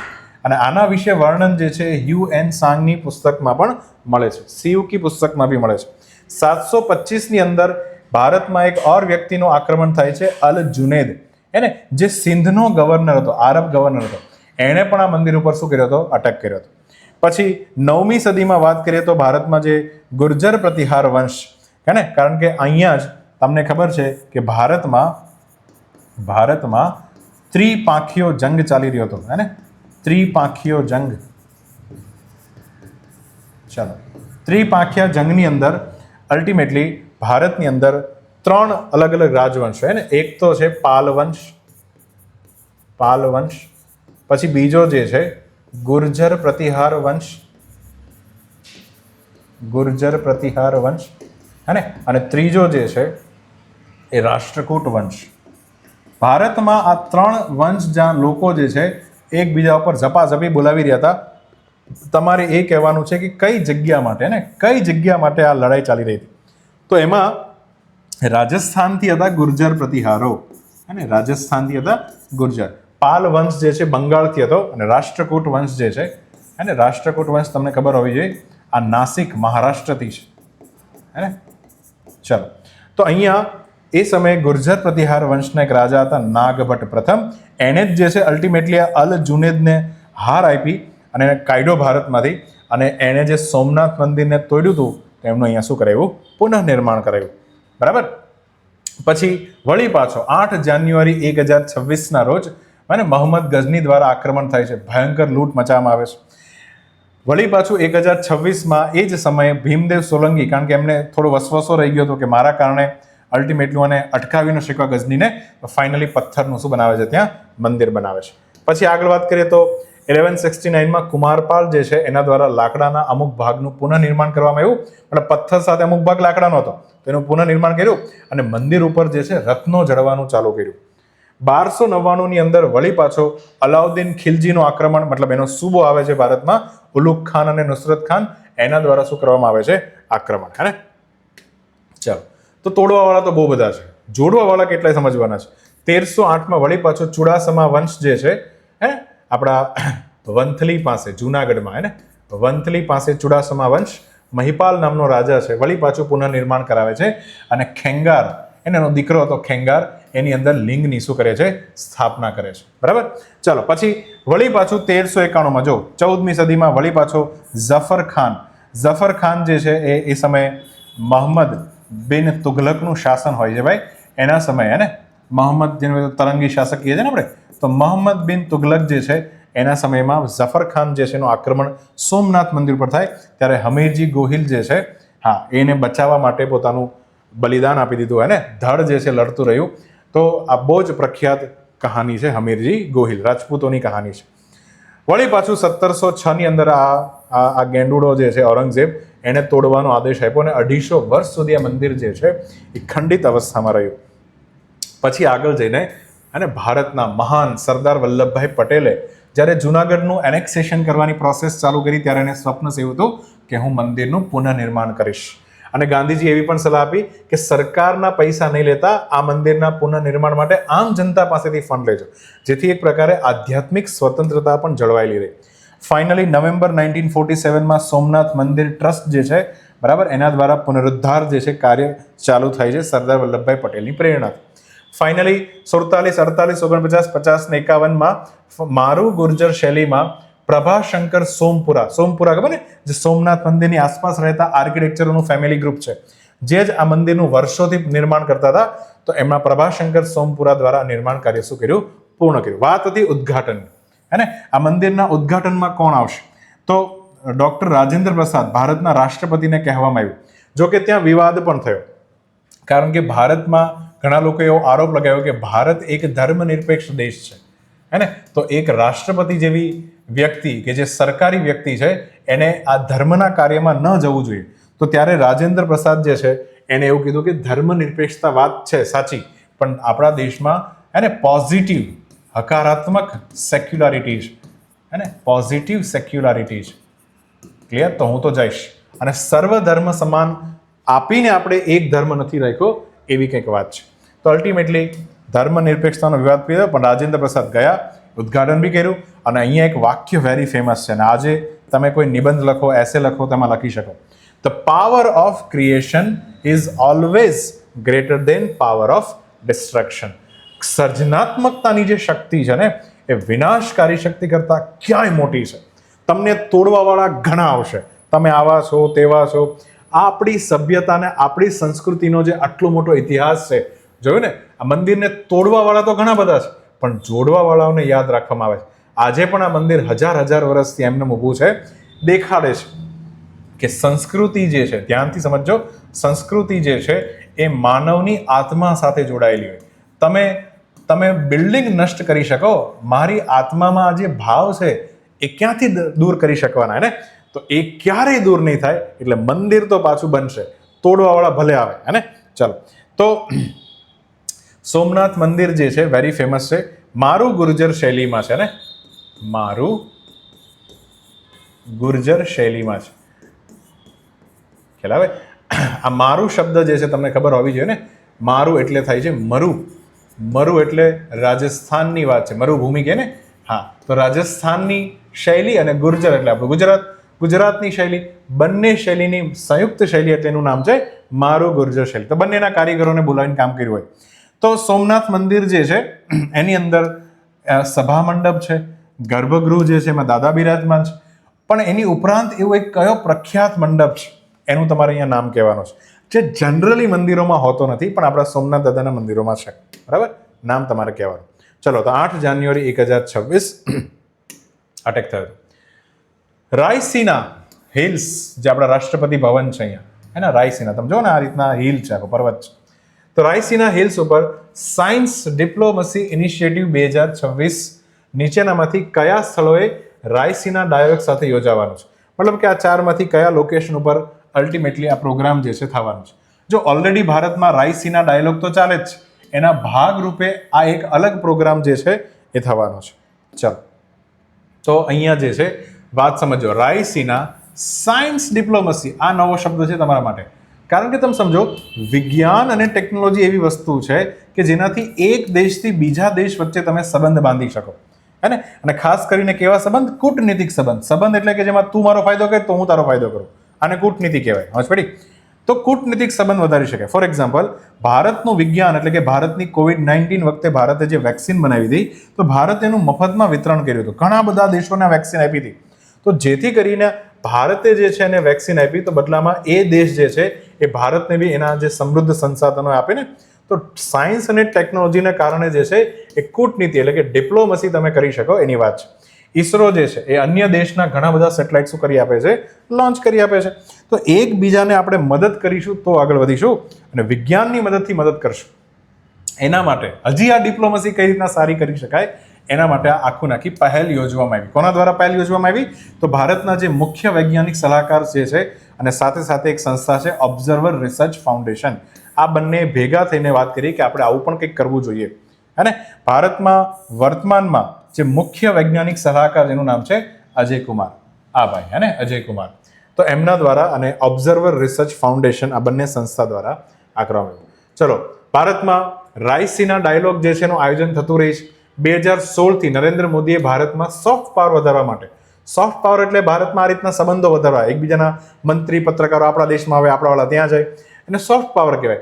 તો વિવિધ દેશના મંત્રીઓ, પત્રકાર, સામાજિક કાર્યકર્તા વગેરેને આમંત્રણ આપવામાં આવે કે કેટલા લોકોને રાયસીના ડાયલોગમાં આવવાનું છે. અને આનું આખું આયોજન છે ભારતમાં ઓબ્ઝર્વર રિસર્ચ ફાઉન્ડેશન અને સાથે વિદેશ મંત્રાલય કરે છે. તો આ તો થાય જ છે, અને આની સાથે પેલી સાયન્સ ડિપ્લોમેસી વાળી ઇનિશિયેટિવ પણ થવાની છે ને. ચલો ઓકે, આ જ રીતના જેમ કે આવું આપણે ક્યાંથી શીખ્યા, તો કે જર્મની પણ આ રીતના મ્યુનિક સુરક્ષા પરિષદ, સિંગાપુર જે છે શાંગ્રીલા ડાયલોગ આ બધું કરે છે. તો એની પાસે આપણે બી શીખા કે આપણે બી રાયસીના ડાયલોગનું આયોજન કરવું જોઈએ. હે ને, રાયસીના ખરેખર શું છે, તો કે અરવલ્લી ટેકરીનો દિલ્હીમાં રહેલો છેલ્લો ઊંચો ભાગ, જે અરવલ્લી ટેકરી અલ્ટિમેટલી પૂરી થઈ જાય. ગુજરાતથી ચાલુ થાય ને અરવલ્લી ટેકરી. હા, તો આને કહેવાય રાયસીના. ચલો વાત કરીએ ભારતના પ્રથમ પ્રિન્સિપલ સાયન્ટિફિક એડવાઇઝર, અને પ્રથમ મુખ્ય વૈજ્ઞાનિક સલાહકાર ભારતના કોણ રહ્યા હતા. તમારે એનો આન્સર આપવાનો છે. આ પોસ્ટ ઉપર પહેલા વ્યક્તિ જે છે કોણ રહ્યા હતા. બીજું, ભારતમાં વર્તમાન ઇકોનોમિક એડવાઇઝર, હે ને, ઇકોનોમિક એડવાઇઝર આર્થિક બાબતમાં નરેન્દ્ર મોદી સાહેબને સલાહ આપે એ કોણ છે. ત્રીજો, ડિપ્લોમસીની વાત આવી છે, કૂટનીતિની વાત આવી, તો મરાઠા એમ્પાયર કેમ ભૂલાય. મરાઠા સામ્રાજ્યમાં એવા કયા વ્યક્તિ હતા કે એની કૂટનીતિક ક્ષમતાઓને કારણે એને મરાઠાના મેકિયાવલી એવું અંગ્રેજોએ નામ આપ્યું હતું. આમ તો મેકિયાવલી નામનો વ્યક્તિ ઇટલીમાં છે. ક્યાં છે? એ પણ બહુ પ્રખ્યાત ડિપ્લોમેટ હતો. ડિપ્લોમેટ કોને કહેવાય? જે એક દેશ અને બીજા દેશ વચ્ચેના સંબંધોને સાચવે અને એને બધા કાર્યો પૂરા કરે, ડિપ્લોમેટ કહેવાય. બરાબર. હા, તો અલ્ટિમેટલી મેકિયાવલી ઇટલીનો ડિપ્લોમેટ, એવો જ આપણા ભારતમાં તો કે મરાઠાનો ડિપ્લોમેટ કોણ હતો, તમારે એ ભાઈનું નામ પણ અહીંયા કહેવાનું છે. બરાબર. ચાલો, તો આ સાથે અહીંયા સાયન્સ ડિપ્લોમેસી ઇનિશિયેટિવ બેઝિકલી ક્યાં હોય? જ્યાં રાયસીના ડાયલોગ હોય ત્યાં જ હોય. નહીં ક્યાં ભરાય છે? નવી દિલ્હી. ઓકે, તો અહીંયા આપણે આપણા સેશનને શું કરીએ છીએ? સમાપ્ત કરીએ છીએ. ચાલો, સરસ મજાના જેટલા પ્રશ્નો આપણે જોયા એની સમરી જોઈ લઈએ. હે ને, પહેલા તો બેંગ્લોર જે છે આની અંદર પહેલા નંબર ઉપર છે મહિલાઓના કાર્યક્રમમાં. પછી મિશન સુદર્શન ચક્ર મલ્ટી લેયર ડિફેન્સ પ્રોગ્રામ છે, અને અપેડા દ્વારા જે પહેલ એનું નામ છે ભારતી પહેલ. બરાબર. પછી ભારત સરકાર દ્વારા ચાઇનાને કોન્ટ્રાક્ટમાં બિડિંગ કરવા માટે મંજૂરી આપી છે. આ જે છે આઇટમને પકડી, એને કોણે પકડી છે? કંબોડિયાએ. બરાબર. પછી 4 દિવસની રમતગમત જે છે SAI sport authority of India દ્વારા અખિલ ભારતીય વાઘ અંદાજ જે છે ચાલુ થઈ ગયો છે થનથાઈ પેરિયાર વન્યજીવન અભયારણ્ય તમિલનાડુમાં છે. હબલ ટેલિસ્કોપે ક્લાઉડ 9 નામનું ડાર્ક મેટર વાળું ક્લાઉડ શોધી કાઢ્યું છે. સોમનાથ મંદિર ઉપર 8 જાન્યુઆરી 2026ના રોજ હુમલો થયો હતો, અને ડિપ્લોમેસી ઇનિશિયેટિવ જે છે એ નવી દિલ્હીમાં આયોજિત થયું છે. ક્લિયર? ચાલો, તો આજના પ્રશ્નો જે છે એ પણ જોઈ લો. સાથે સાથે આટલા પ્રશ્નો જે છે રસ્તામાં આવ્યા હતા એના પણ તમારે શું આપવાના છે? વ્યવસ્થિત આન્સર કમેન્ટ સેક્શનમાં લખવાના છે. વિડીયો કેવો લાગ્યો જરૂરથી કહેજો, અને અમારી રીતના અમે ઇમ્પ્રુવમેન્ટ કરતા રહેશું ભાઈ. હે ને, તો જેટલા પણ વિદ્યાર્થીઓ છે પ્લીઝ તમારો આન્સર કમેન્ટ સેક્શનમાં લખજો. PDF જે છે સમયાંતરે તરત ડેવલપ અપલોડ નહીં થાય, સમયાંતરે, કારણ કે સરને જેવો સમય મળશે એ પ્રમાણે જે છે સર અપલોડ કરતા હોય છે. સો લર્નિંગ પોકેટ એપ્લિકેશન ઉપર તમને PDF આપણી મળી જવાની છે. બરાબર. ચાલો, તો અહીંયા આપણે આપણા સેશનને વિરામ